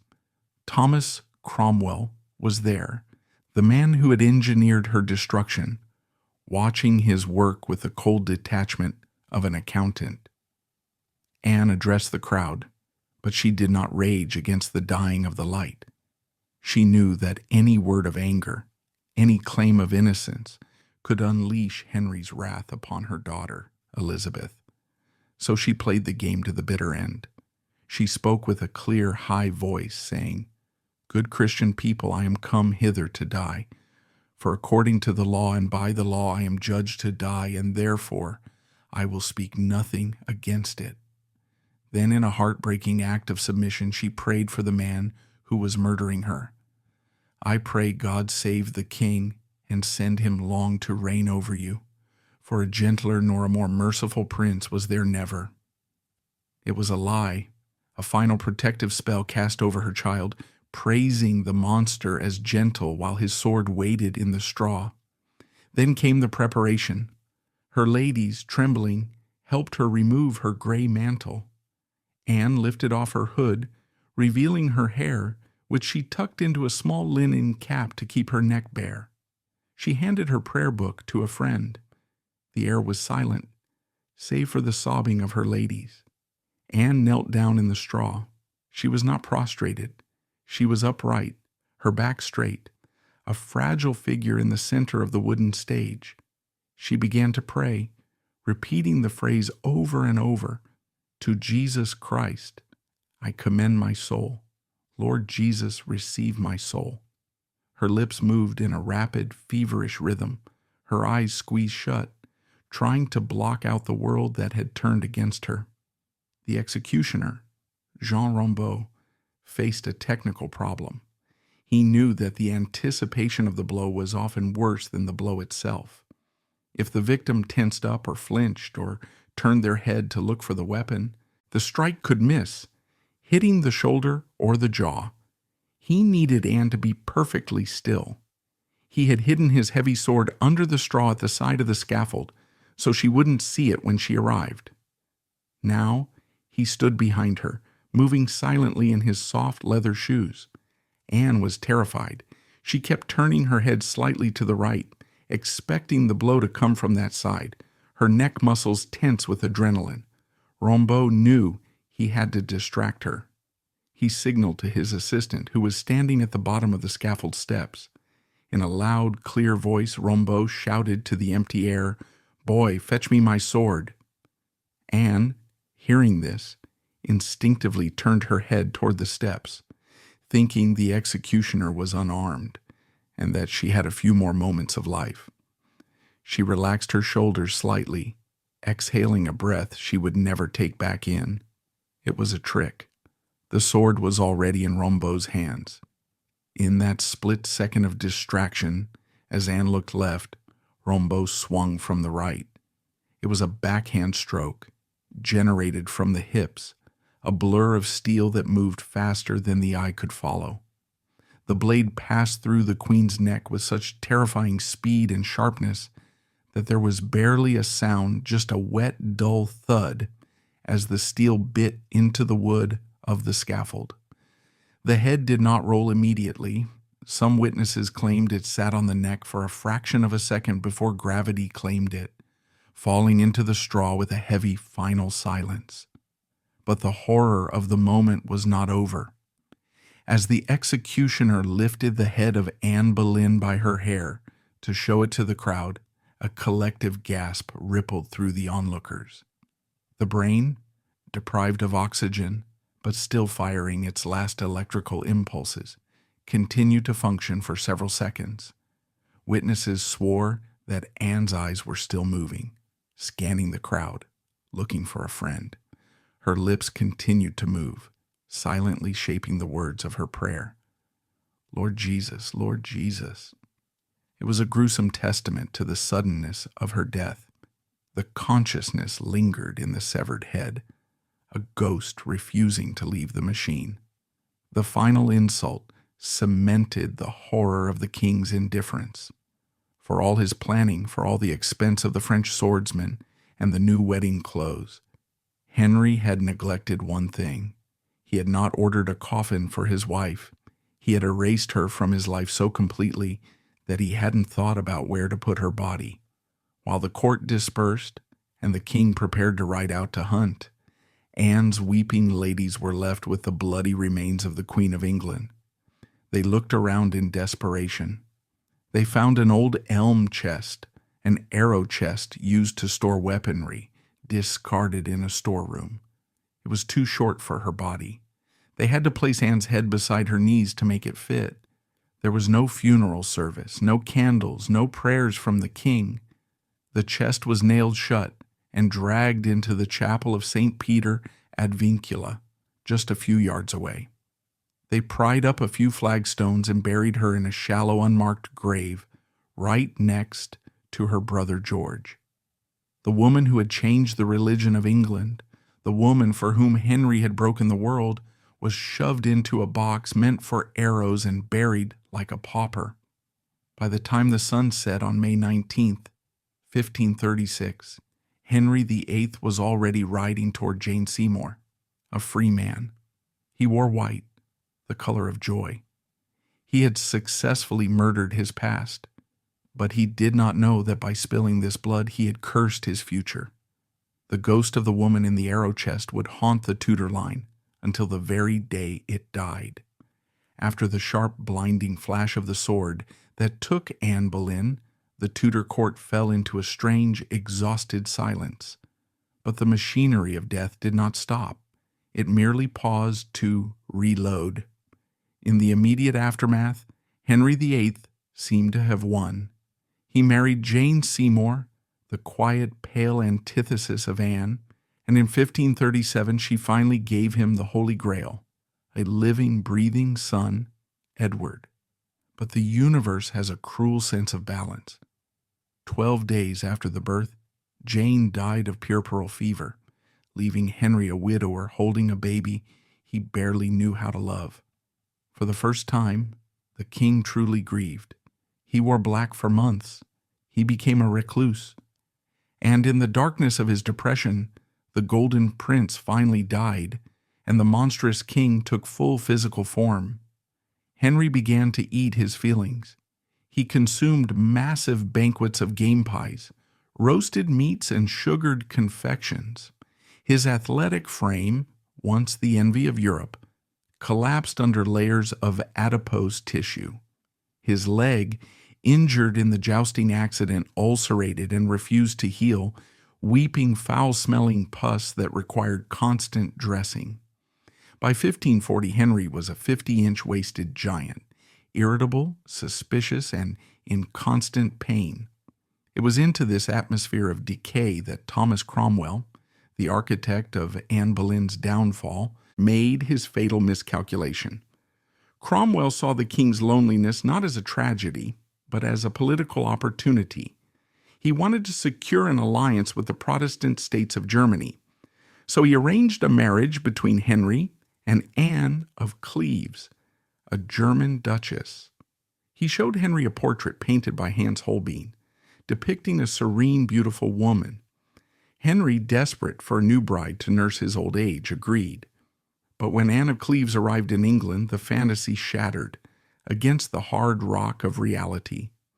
She was not the delicate beauty of the painting. She was tall, big-boned, and dressed in heavy German fashions that Henry found unappealing. When Henry tried to surprise her in disguise, a romantic game he loved, she didn't recognize him. and treated him with cold indifference. Henry was humiliated. He retreated to his chambers and roared at Cromwell, "I like her not, I like her not." He cruelly nicknamed her the Flanders mare, claiming she smelled bad and that her physical appearance rendered him impotent. He couldn't consummate the marriage. For Thomas Cromwell, this was the end. He had served the king with absolute ruthless efficiency for a decade. He had dissolved the monasteries, enriched the crown, and legally murdered the king's enemies. But in the court of Henry VIII, you are only as good as your last success. The failure of the Cleves marriage gave Cromwell's enemies, specifically the Duke of Norfolk, the opening they needed. They whispered that Cromwell wasn't just incompetent, he was a heretic. They said he was plotting to marry the king's daughter, Mary, and seize the throne for himself. It was a lie as absurd as the incest charges against George Boleyn, but Henry, looking for someone to blame for his humiliating marriage, devoured it. On June 10, 1540, Cromwell sat at the council table ready to work. Suddenly, the captain of the guard entered. The Duke of Norfolk ripped the chain of office from Cromwell's neck. The hammer of the monks, the most feared man in England, was dragged to the Tower of London, passing through the same traitor's gate he had opened for so many others. Cromwell did not go quietly like More or dignified like Anne. He wrote desperate, pleading letters to the king. "Most gracious prince, I cry for mercy, mercy, mercy," he scrawled, his handwriting shaking with terror. But Henry was deaf to mercy. He had already found a new distraction, a tiny, giggling teenager named Catherine Howard, the niece of the Duke of Norfolk. To marry the niece, he had to kill the minister. On July 28, 1540, the very day Henry married Catherine Howard, Thomas Cromwell was led out to Tower Hill. And here, the universe delivered a dose of karma so brutal it feels scripted. Anne Boleyn had been granted the mercy of a master swordsman from France. She had died in a singular clean flash of steel. Thomas Cromwell was not so lucky. Whether by malice or misfortune, the executioner assigned to him was not a master. Accounts describe him as a ragged butcher, a young, inexperienced man who was possibly drunk. Beheading with an axe is a matter of physics and anatomy. You must hit the gap between the vertebrae with immense force and precision. If you miss, you hit solid bone. Cromwell knelt at the block. He prayed. The axe came down, but it didn't sever the neck. The blade slammed into the back of Cromwell's skull or his shoulder, gashing open a horrific wound but leaving him alive and conscious. The crowd gasped. The executioner panicked. He swung again and again. It was not an execution. It was a massacre. The axe hacked at the neck, the shoulders, and the head. It took 3, perhaps 4, clumsy, hacking blows to finally separate the head from the body. It was a messy, wet, agonizing end for the man who had turned administrative murder into an art form. As Cromwell's mangled head was lifted up, dripping onto the scaffold, the irony was inescapable. He had built the machinery of the Tudor police state. He had drafted the laws of treason that allowed for execution without trial. He had set the precedent that the king's will was superior to evidence. Now that machinery had chewed him up and spat him out in pieces. Henry VIII did not witness the butchery. He was busy at Oatlands Palace celebrating his wedding night with his 5th wife, a girl 30 years his junior. He was feasting, drinking, and doting on his rose without a thorn, completely indifferent to the fact that his most loyal servant was currently being washed off the cobblestones of Tower Hill. But the blood of Cromwell would not buy Henry peace. By marrying Catherine Howard, he hadn't found a new beginning. He had invited a new, even more grotesque kind of horror into his bed. The cycle of the relentless machinery of the state was spinning faster now. If the marriage to Anne of Cleves was a comedy of errors, The marriage to Catherine Howard was a horror story disguised as a romance. Henry VIII, now 50 years old, weighing nearly 300 pounds and suffering from a chronic festering ulcer on his leg that filled the royal chambers with the stench of decay, convinced himself that he had been reborn. He looked at Catherine Howard, a tiny, vivacious girl of perhaps 17 or 19. Her exact birth date was so unimportant nobody had bothered to record it. And he saw a miracle. He called her his rose without a thorn.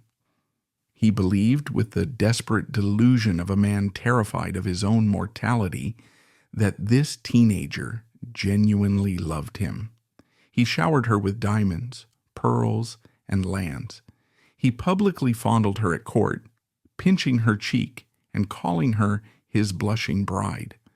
But to the observers at court, the spectacle was not romantic. It was grotesque. It was a tragedy of biology. A vibrant, sexually awakening young woman trapped in the bed of a man who was literally rotting alive. Catherine Howard was not the cunning strategist that her cousin, Anne Boleyn, had been. She was a pawn, a girl who liked pretty dresses, dancing, and the attention of boys.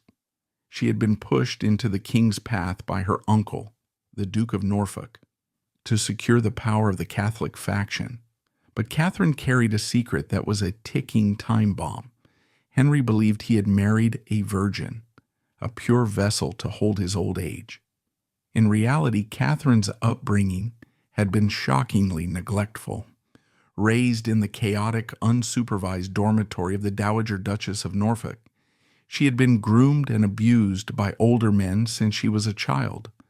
First by her music teacher, Henry Mannix, and later by a libertine named Francis Dereham, who had climbed into her bed and called her wife.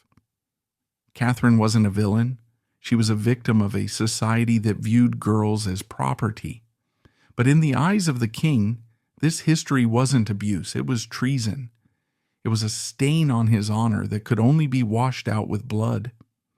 Trapped in a marriage to a morbidly obese invalid, Catherine did what any reckless teenager might do. She sought comfort in someone her own age. She turned her eyes to Thomas Culpeper. Culpeper was the king's favorite courtier, a young man who slept in the king's own bedchamber. He was handsome, arrogant, and dangerous. The affair that blossomed between the queen and the courtier was madness. It was played out in the dark corners of palaces during the royal progress to the north in 1541. And orchestrating these trysts was a figure who seems to embody the Tudor curse, Jane Boleyn, Lady Rochford. This was the same woman whose testimony had sent her husband George and sister-in-law Anne to the block. Now, for reasons that remain a psychological mystery, vicarious thrill, malice, stupidity, she helped Catherine smuggle Culpeper into her private rooms late at night. They were playing Russian roulette with a fully loaded cannon. For a few months, the illusion held. Henry was happier than he had been in years. On All Saints' Day, November 1st, 1541, at Hampton Court Palace, Henry knelt in the chapel and offered a solemn prayer of thanksgiving. He thanked God for the good life which I lead and trust to lead with my wife, praising Catherine as the jewel of his old age. He directed the Bishop of Lincoln to prepare a public thanksgiving for the perfection of his marriage. It was the height of hubris.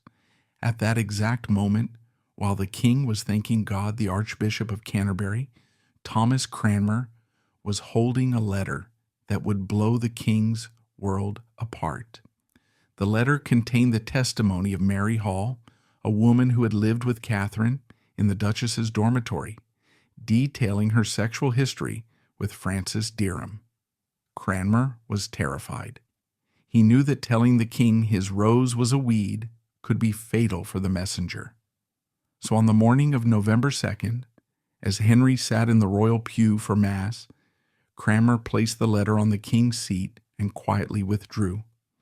Henry arrived, saw the paper, and began to read. At first he didn't believe it. His delusion was so absolute that he dismissed the accusations as a malicious plot to slander his wife. He ordered a quiet investigation, confident that Catherine would be vindicated. But as Cranmer's agents began to interrogate the men from Catherine's past, the dam broke. Francis Derham was arrested, and under pressure he admitted to sleeping with Catherine before she was queen. But then he dropped the real bombshell to save his own skin. Culpeper has succeeded me.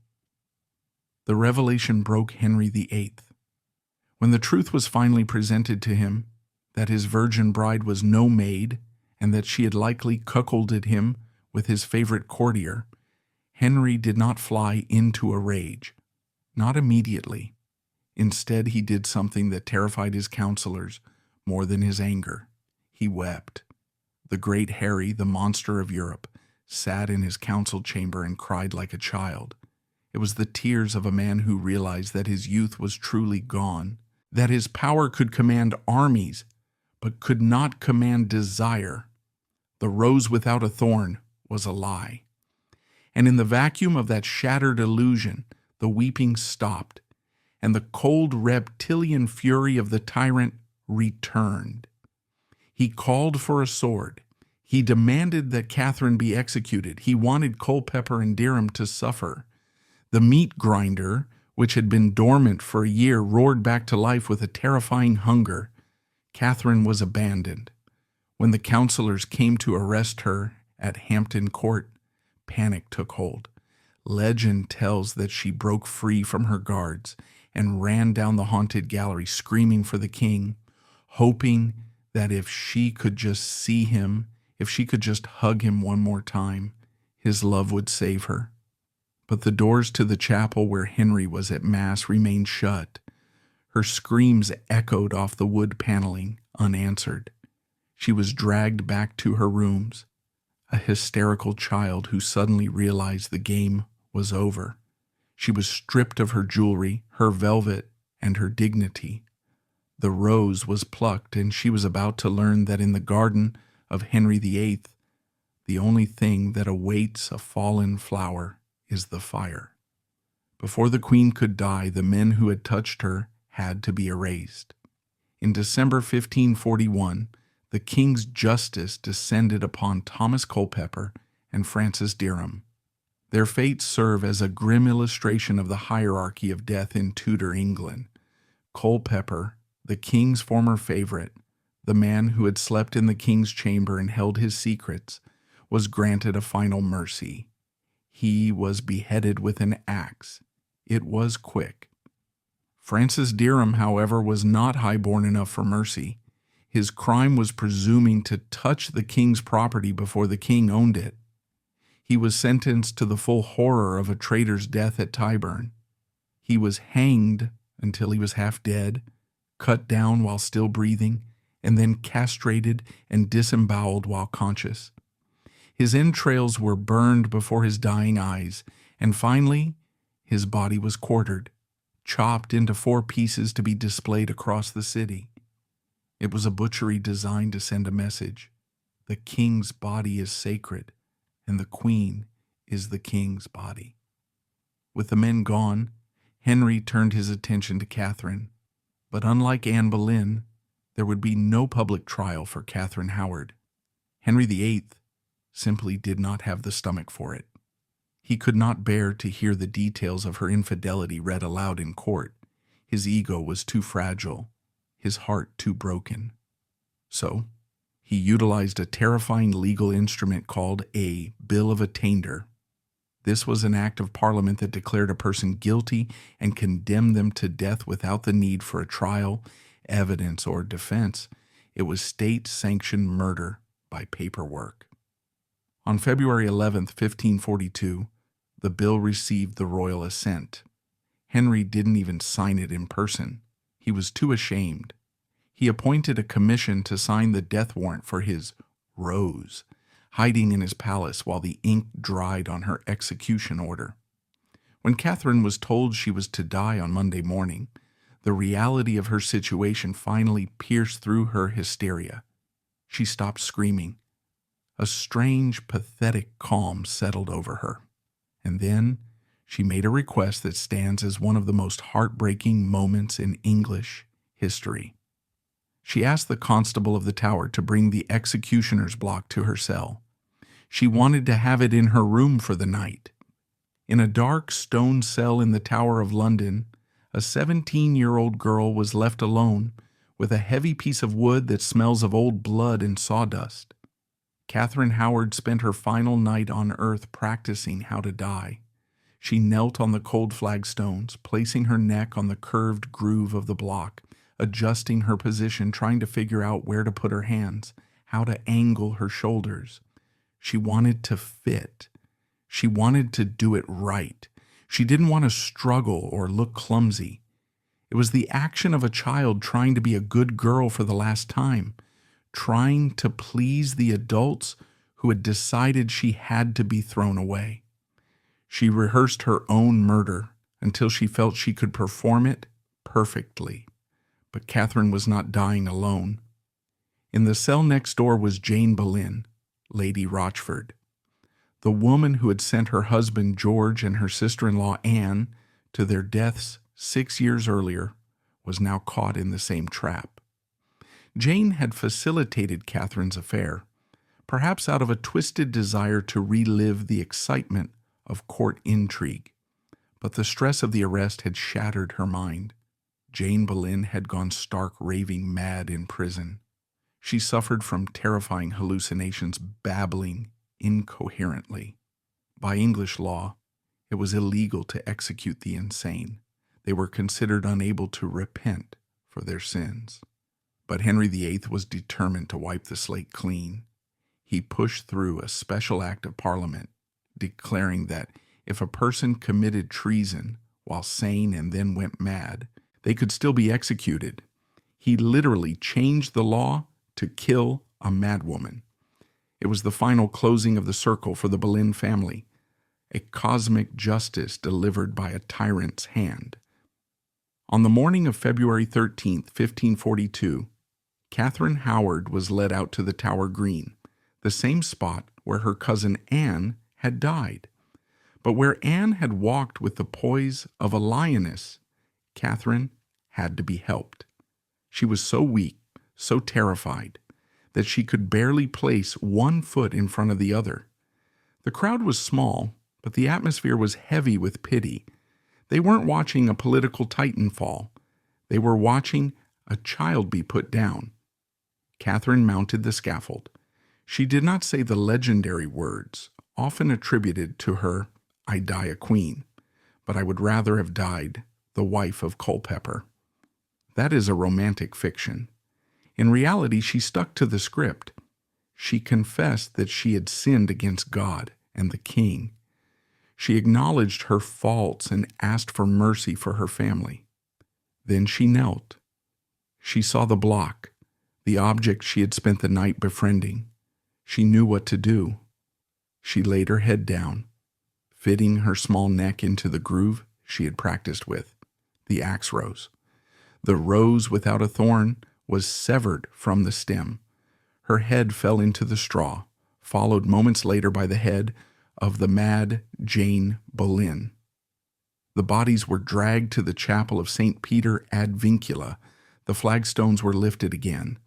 Catherine Howard was buried just a few feet away from her cousins, Anne and George Boleyn. In that small, cold space under the chapel floor lay the wreckage of Henry's love life. The wife he feared, the brother he envied, and the child he coveted. The horror phase of the Tudor dynasty was complete. The meat grinder had run out of victims for now. Henry VIII lived for another 5 years after Catherine's death, but he was a broken man. The executions stopped being crimes of passion and became crimes of grumpy, paranoid old age. He married once more, to Catherine Parr, a nursemaid more than a wife, who barely survived him. But as the king's health failed, the mood of the story shifts. The screaming horror fades, replaced by a long, dark shadow of regret. The madness of the father and the violence of the son were about to be visited upon the next generation. The Tudor curse wasn't done. It was just changing shape. The final act of Henry VIII's life was not a war, nor a romance, but a slow, agonizing siege against his own mortality. After the butchery of Catherine Howard, the king did not seek another passion. He sought a nurse. In 1543, he married his sixth and final wife, Catherine Parr. She was a wealthy widow, a woman of intellect and maturity who had already buried 2 husbands.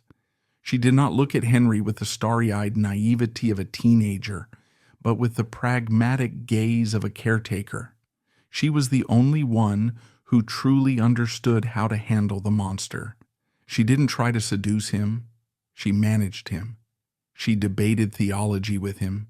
She soothed his rages, and she brought his scattered children, Mary, Elizabeth, and Edward, back to court, creating a semblance of a family unit for the first time in decades.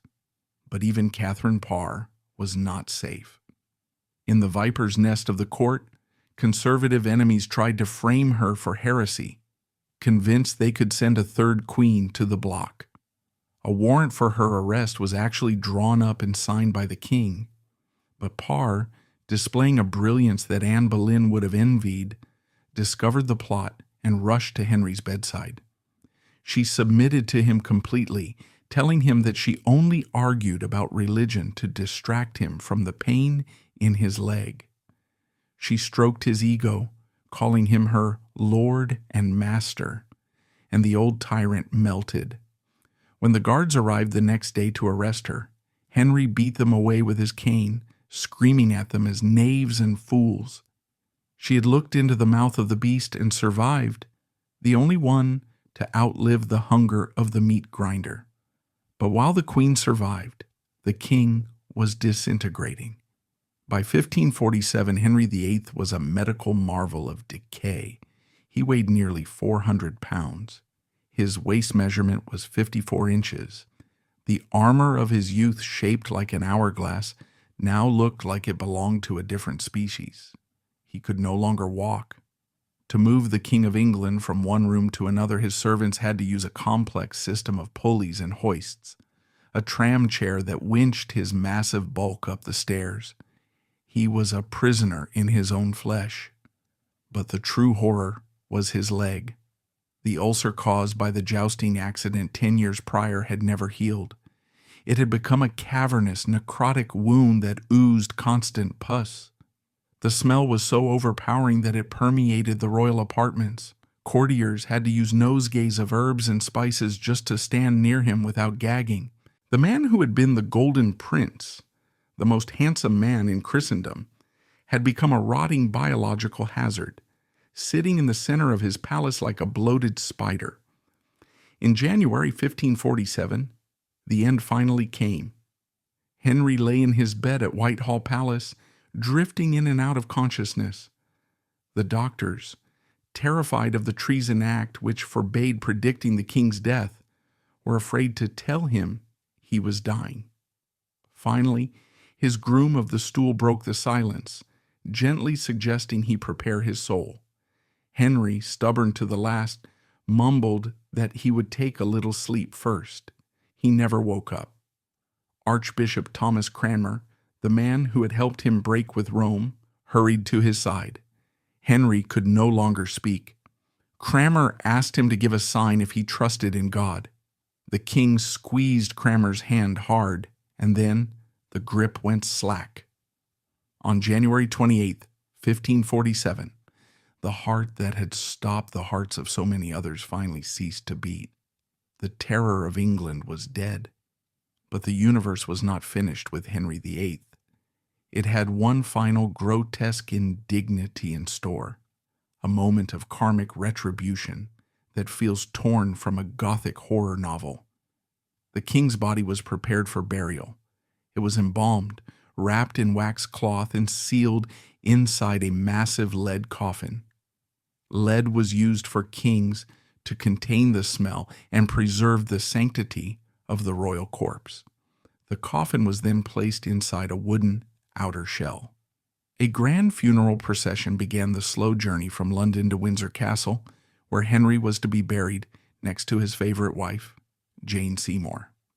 The procession was a mile long, 4 miles of black velvet, burning torches and chanting monks, a somber river of grief flowing through the English countryside. On the night of February 14th, the cortege stopped to rest at Sion Abbey. The choice of location was dripping with irony. Sion Abbey was the very place where Catherine Howard had been imprisoned before her execution. The walls that had heard the weeping of the rose without a thorn now housed the corpse of the man who killed her. The coffin was placed in the center of the church, surrounded by tall wax tapers, watched over by guards and heralds. During the night, something horrifying happened. The science of decomposition clashed with the vanity of kings. Henry's body, full of gas from the rapid decay of his gangrenous leg and immense internal organs, began to expand. The pressure inside the airtight lead coffin built up, higher and higher. In the dead silence of the abbey, a sound was heard, a loud crack followed by a hiss. The lead coffin had burst. The seams had split open under the pressure of the putrefying gases. The next morning, when the plumbers were called in to repair the coffin, they found a scene that turned their stomachs. The coffin was dripping. A dark, foul-smelling liquid, a mixture of bodily fluids and dissolved embalming spices, had leaked out onto the flagstones of the church floor. And there, under the bier, stray dogs from the abbey grounds had gathered. They were licking up the king's blood. The plumbers and the heralds stared in horror, for they remembered a prophecy. Years earlier, a bold friar named William Peto had preached a sermon to Henry's face, comparing him to the wicked biblical king Ahab. Peto had thundered, "God's judgments are upon you. The dogs shall lick your blood as they licked the blood of Ahab." Henry had laughed at the friar then. He wasn't laughing now. In the cold light of Sion Abbey, the prophecy had come true. The man who had declared himself the supreme head of the church, who had acted as a god on earth, was being consumed by mongrels. It was the ultimate humiliation, a reminder that underneath the velvet and the gold, he was just meat. The plumbers chased the dogs away, scrubbed the floor, and resealed the coffin. The procession continued to Windsor, desperate to get the body underground before any further disasters occurred. Henry VIII was lowered into the vault beneath the choir of St. George's Chapel.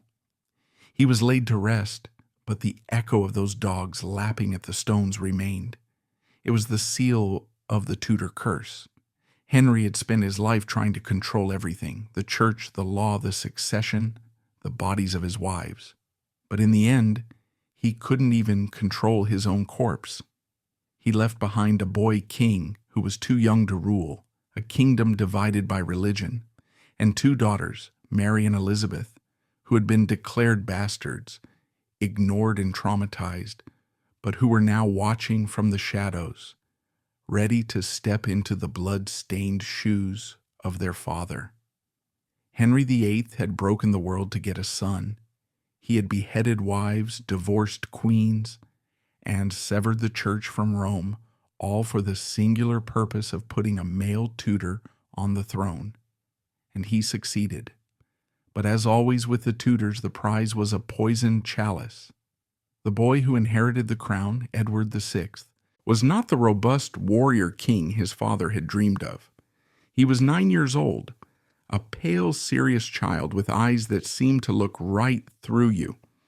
Edward was the ultimate product of the Reformation, a boy raised in a hermetically sealed environment of radical Protestantism. He was brilliant, speaking Latin and Greek before he could ride a horse, but he was also terrifyingly cold. He possessed none of his father's charisma or warmth. He was a theological robot, programmed to destroy the old world. While Henry VIII had been a Catholic in all but name, keeping the rituals, the incense, and the Latin Mass, Edward VI was a true believer. He didn't just want to rule England. He wanted to scour it clean. Under his reign, the stripping of the altars began. The beautiful stained glass was smashed, the statues of saints were beheaded, and the walls of churches were whitewashed. The colorful, mysterious medieval world was erased, replaced by the stark, black and white text of the Bible. But for all his spiritual fervor, Edward's body was failing. The Tudor curse, which had manifested as fertility issues in the father, manifested as a constitutional weakness in the son. By the age of 15 in 1553, the king was dying. It wasn't a sudden accident like his father's joust. It was a slow, gruesome disintegration. Edward contracted tuberculosis, or consumption, as it was known. The disease ate him from the inside out. The accounts of his final months are the stuff of nightmares. The boy who was supposed to be the glorious future of the dynasty lay in his bed at Greenwich Palace, coughing up blackened lumps of his own lung tissue. His body smelled of rot. His legs swelled so badly he could not stand. In a final horrific detail recorded by ambassadors, his fingernails and toenails became so brittle from the infection that they fell off. The sacrificial son was literally falling apart while he was still breathing. As the king lay dying, the sharks began to circle. The man effectively running the country was John Dudley, the Duke of Northumberland. Dudley was a Machiavellian schemer who knew that the moment Edward took his last breath, his own life was over. The next in line for the throne was Henry VIII's eldest daughter, Mary. Mary was a fervent Catholic who hated Dudley and everything he stood for. If Mary became queen, she would restore Rome, and she would undoubtedly take Dudley's head. Panic set in. Dudley needed a way to steal the crown. He needed a puppet. And he found one in the most unlikely and tragic of places, a 16-year-old girl named Lady Jane Grey. Jane Grey was the great niece of Henry VIII. She was a Tudor by blood, but she had none of the family's ruthlessness. She was a prodigy, an intellectual who preferred reading Plato in the original Greek to hunting or dancing. She was a quiet, serious girl who likely would have been happy to live her life in a library. But in Tudor England, a girl with royal blood is not a person. She is a political asset. Her parents, the Duke and Duchess of Suffolk, were abusive, ambitious monsters who saw their daughter as a lottery ticket. They forced Jane into a marriage with Guilford Dudley, John Dudley's son. Jane resisted. She hated the Dudleys. But her parents beat her into submission, literally whipping her until she agreed to the match. It was a forced union designed to fuse the royal bloodline with the Dudley ambition. Then the plot was hatched. As Edward VI lay on his deathbed, gasping for air, Dudley convinced the boy king to rewrite his father's will. He played on Edward's religious fanaticism. "If you leave the crown to your sister Mary," Dudley whispered, "she will bring back the Pope. She will destroy the true religion." Edward, terrified for the soul of England, agreed. He signed a devise for the succession, bypassing both his sisters Mary and Elizabeth, and naming his cousin Lady Jane Grey as his heir. It was illegal. It was treasonous. But a dying boy and a desperate duke didn't care about the law. On July 6, 1553, Edward VI died. The boy king was gone, his suffering ended. The suffering of the 9 days queen was about to begin. When Jane was told she was queen, she didn't smile. She fainted. When she woke up, she wept. She fell to her knees and prayed, "If what is given to me is rightly mine, may God grant me grace to govern." She knew with the terrifying clarity of the intelligent that this was not a blessing, it was a death sentence. She was taken to the Tower of London, traditionally where monarchs stayed before their coronation, but for Jane, the walls must have felt like a prison from the start. She was proclaimed Queen Jane throughout London, But the reaction of the people was chilling. There were no cheers. There were no bonfires. There was only a sullen, confused silence. The people of England knew a coup when they saw one. They knew that King Henry's daughter, Mary, was the rightful heir. They didn't want a puppet queen installed by a hated duke. And Mary Tudor was not the weak, hiding victim that Dudley had hoped for. She was the daughter of Catherine of Aragon. She had Spanish steel in her spine. When she heard of her brother's death and the plot against her, she didn't flee to the continent. She rode to East Anglia. She declared herself queen, and a miracle happened. The people of England flocked to her. Catholic and Protestant alike, they grabbed pitchforks and swords and marched to her banner. They weren't fighting for religion. They were fighting for legitimacy. They were fighting for the blood of Henry VIII. Back in London, the House of Cards collapsed with breathtaking speed. The counselors who had sworn loyalty to Jane suddenly realized the wind had changed. One by one, they slipped out of the tower and defected to Mary. The Duke of Northumberland marched out with an army to fight Mary, but his own men deserted him. He ended up throwing his cap in the air and cheering for Queen Mary in a pathetic attempt to save his own skin. It didn't work. On the 9th day of her reign, Jane Grey sat in the royal apartments at the Tower. Her father, the Duke of Suffolk, rushed into the room. He didn't offer to protect her. He didn't apologize. He simply reached up and tore down the cloth of state, the canopy that hung over her head to signify her queenship. "You are no longer queen," he told her abruptly. "Mary has been proclaimed." Jane looked at him and replied with a quiet, heartbreaking dignity, "I much more willingly hear these words than those in which you declared me queen." She thought she was free. She thought she could go home to her books. She was wrong. Mary, I rode into London in triumph. The streets exploded with joy. Bells rang, wine flowed in the gutters, and people wept with relief. They thought they had been saved from the tyranny of the Dudleys. They thought good Queen Mary would bring back the festivals and the old ways. They had no idea that they had just traded a weak, dying boy and a harmless teenage girl for a woman who carried a lifetime of trauma and bitterness in her heart. Mary did not send Jane home. She kept her in the Tower, a prisoner in the very rooms where she had reigned.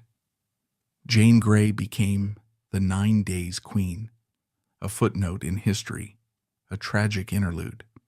But her story is the perfect bridge between the eras. She was the final victim of the chaotic masculine ambition that had defined Henry's reign. Now the stage belonged to the women, but Mary Tudor was not just a woman. She was a survivor of the meat grinder. She had watched her mother cast aside, her own status stripped, her religion outlawed. She was angry. She was righteous. And she had a list of names. The fires of Smithfield were about to be lit, and the smoke would turn the English sky black. The horror was no longer about the king's bedroom. It was about the queen's soul. The tragedy of Mary Tudor is that she became the very monster she hated. She had spent her life as the victim of her father's tyranny, watching him burn monks and behead her mother's friends. She ascended the throne promising mercy, intending to be a kind maternal figure to a fractured nation. But power in the Tudor bloodline acts like a corrosive acid. It eats away at empathy until only bone and bitterness remain. The first casualty of Mary's hardened heart was the innocent girl she kept in the Tower. Mary did not want to kill Lady Jane Grey. She knew Jane was a pawn. But in early 1554, a Protestant rebellion led by Thomas Wyatt marched on London, protesting Mary's plan to marry a Spanish Catholic. The rebels used Jane's name as a rallying cry. It sealed her fate. Mary realized that as long as Jane breathed, she was a magnet for treason. The order was signed. On the morning of February 12, 1554, Jane Grey walked out to the Tower Green. She was 16 years old. She watched from a window as the headless body of her husband, Guilford Dudley, was carted back from Tower Hill, a sight that must have frozen the blood in her veins.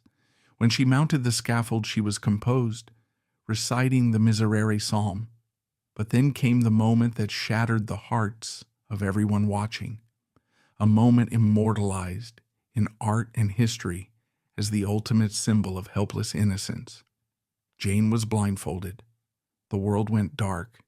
She was asked to kneel, but in her disorientation she lost her bearings. She reached out her hands into the empty air, groping frantically for the execution block. It wasn't where she thought it was. Panic set in. The composed queen vanished, replaced by a terrified blind child. She cried out, "What shall I do? Where is it?" The silence on the scaffold was agonizing. No one moved to help her, perhaps paralyzed by pity or protocol. Finally, a bystander stepped forward and gently guided her hands to the wood. She laid her head down. The axe fell. The 9 days queen was gone, but her ghost would cling to Mary's conscience like a shroud. With the rival removed, Mary turned to her great obsession, love. She was 37 years old, a woman who had been denied marriage and children by her father's politics for decades. She was desperate to be a wife and a mother. She married Philip II of Spain, the most powerful Catholic monarch in Europe. For Mary, it was a love match. She adored him. For Philip, it was a business transaction. He was 26, 11 years her junior. When he arrived in England and saw his bride, aging, toothless, short-sighted, and worn down by years of stress, he was physically repulsed. He was polite in public, but in private, he complained to his courtiers about her lack of beauty. He did his duty in the bedchamber, closing his eyes and thinking of England, but there was no passion. Mary, blinded by years of loneliness, didn't see his disgust. She saw a savior. And then the miracle happened, or so she thought. A few months after the marriage, Mary stopped bleeding. Her stomach began to swell. Her breasts enlarged and released milk. She felt the child move inside her. The doctors examined her and confirmed it. The queen was pregnant. Mary was ecstatic. She believed God was finally rewarding her for her suffering. Bonfires were lit. Prayers were said. The nursery at Hampton Court was decorated with a cradle that said, "The King's Child." England held its breath.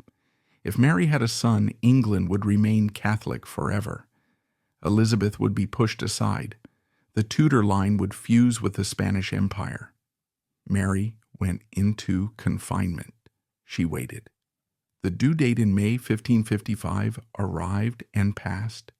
June came. July came. The belly was huge, but there was no labor. The rumors began to swirl. Was she faking it? Was she planning to smuggle a peasant's baby into the palace?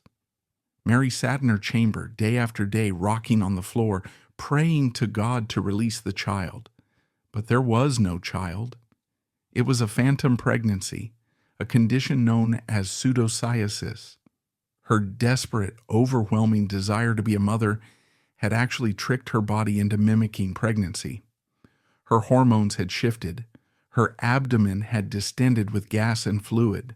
Her mind had hallucinated the kicking. In August, the swelling suddenly went down. The baby vanished into thin air.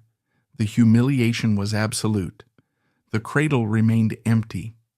Philip, realizing there would be no heir and unable to stand the sight of his weeping, humiliated wife, packed his bags and left England to fight wars in France.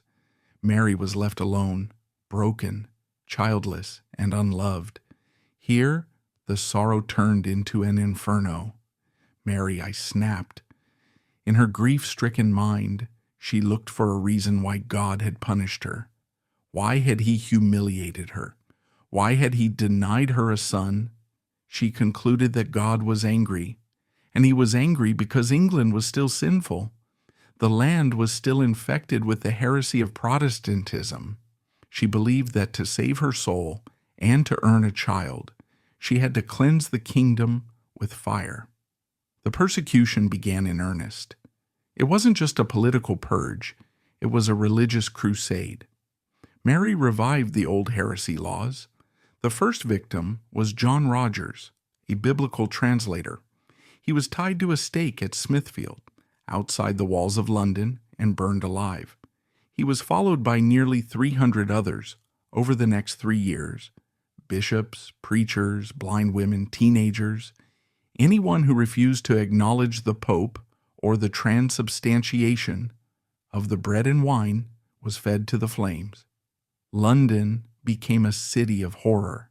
The smell of burning human fat and hair hung over the streets like a greasy fog. The people who had initially cheered Mary now watched in stunned silence. They called her Bloody Mary. The most high-profile victim was Thomas Cranmer, the archbishop who had divorced her mother Catherine of Aragon. Mary had a special hatred for him. Even after he recanted his faith to save his life, she ordered him to burn anyway.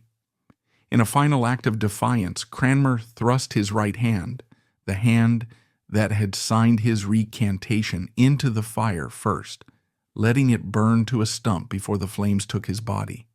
But the fire brought no fertility. In 1558, Mary thought she was pregnant again. Her belly swelled. She wrote to Philip begging him to come back for the birth. He didn't come, and this time there was no illusion of hope. The swelling wasn't a baby, it was a tumor, likely ovarian or uterine cancer. Mary was dying.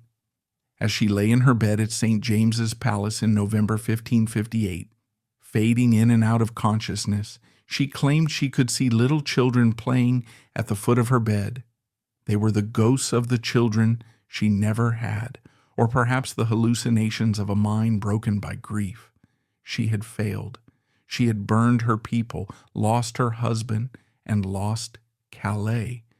She knew that everything she had done was for nothing. The final twist of the knife was the succession. Mary knew she had to name an heir, and the only heir left was the one person she hated most in the world, Elizabeth, the daughter of Anne Boleyn, the daughter of the whore who had destroyed her mother's life. Mary had imprisoned Elizabeth, threatened her, and prayed for her death. But now she had to hand her the crown. It was the ultimate victory for Anne Boleyn from beyond the grave. Mary signed the paper. On November 17, 1558, Mary I died. The moment her heart stopped, the reaction in the palace was not mourning. It was a stampede. The courtiers didn't stay to pray over her body.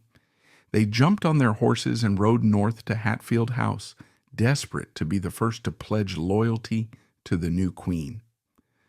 Mary was left alone in the silence, a tragic abandoned figure who had tried to burn the world to get a child and ended up with nothing but ashes. At Hatfield, Elizabeth was sitting under an oak tree reading a book in the winter sun. When the messengers arrived and knelt in the grass, hailing her as Queen of England, she didn't tremble. She didn't ask for a husband. She looked at them with the eyes of her father and the intellect of her mother, and she quoted the Psalms. "This is the Lord's doing, and it is marvelous in our eyes." The dark night of the Tudors was over. The golden age was about to begin, but the ghosts would never truly leave.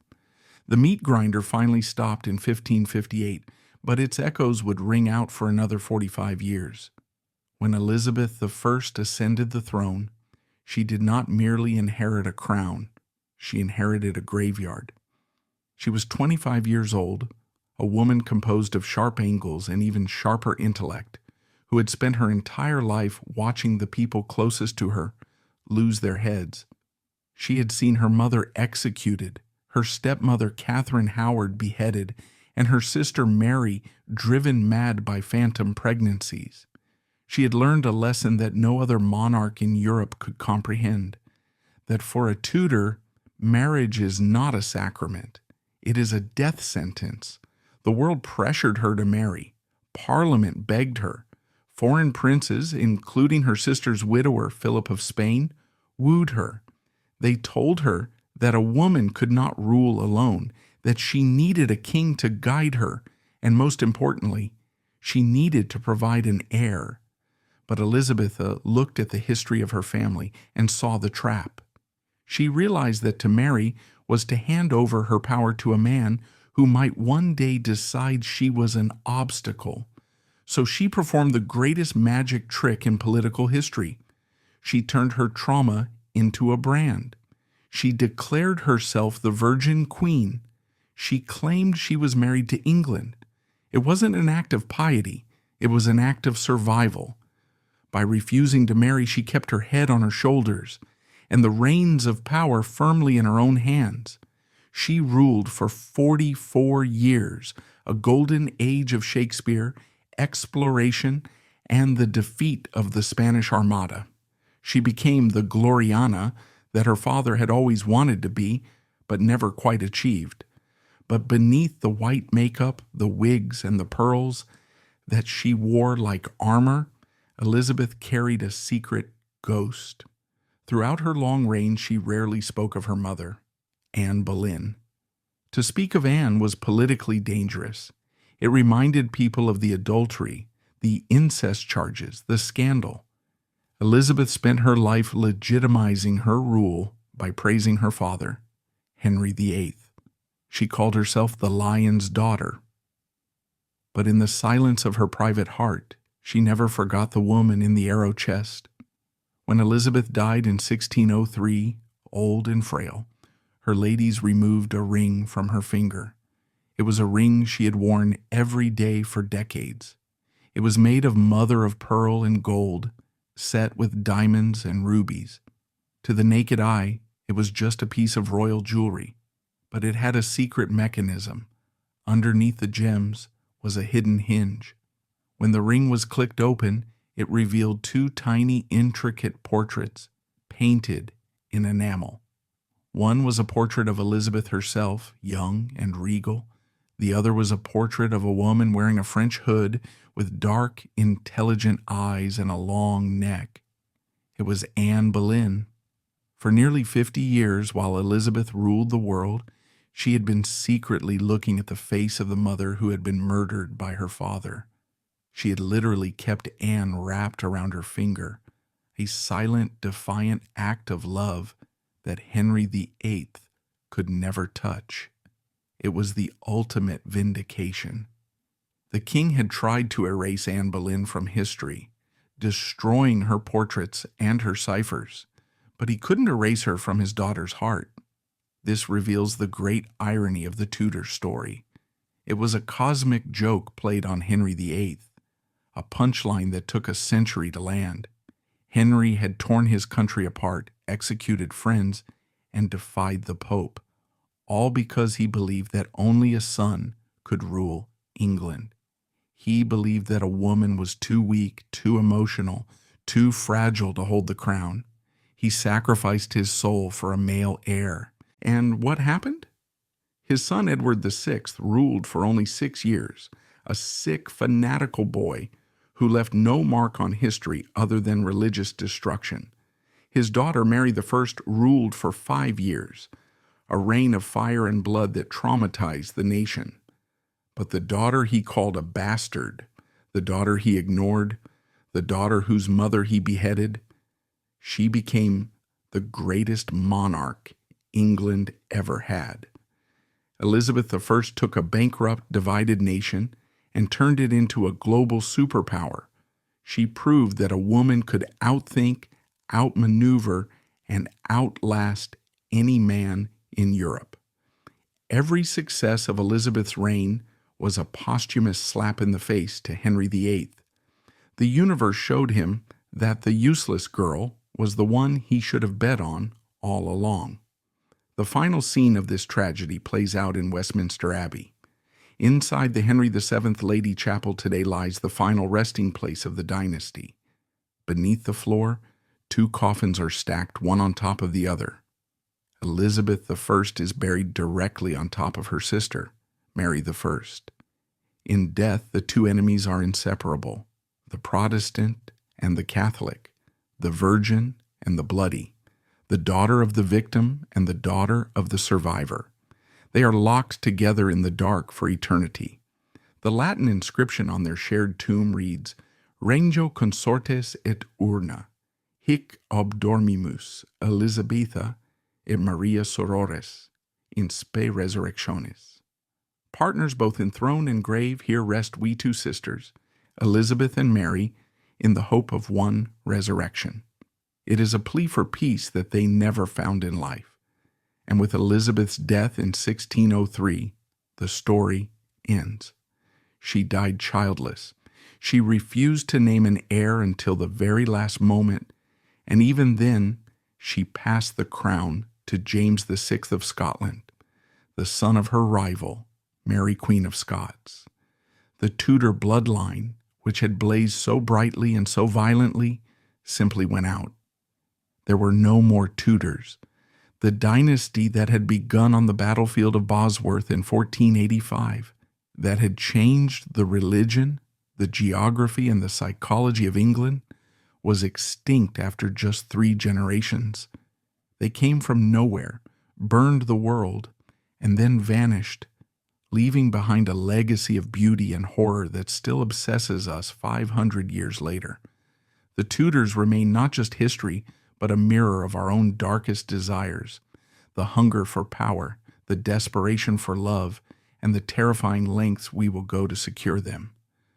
The meat grinder has finally stopped, but in the shadows the ghosts are still watching.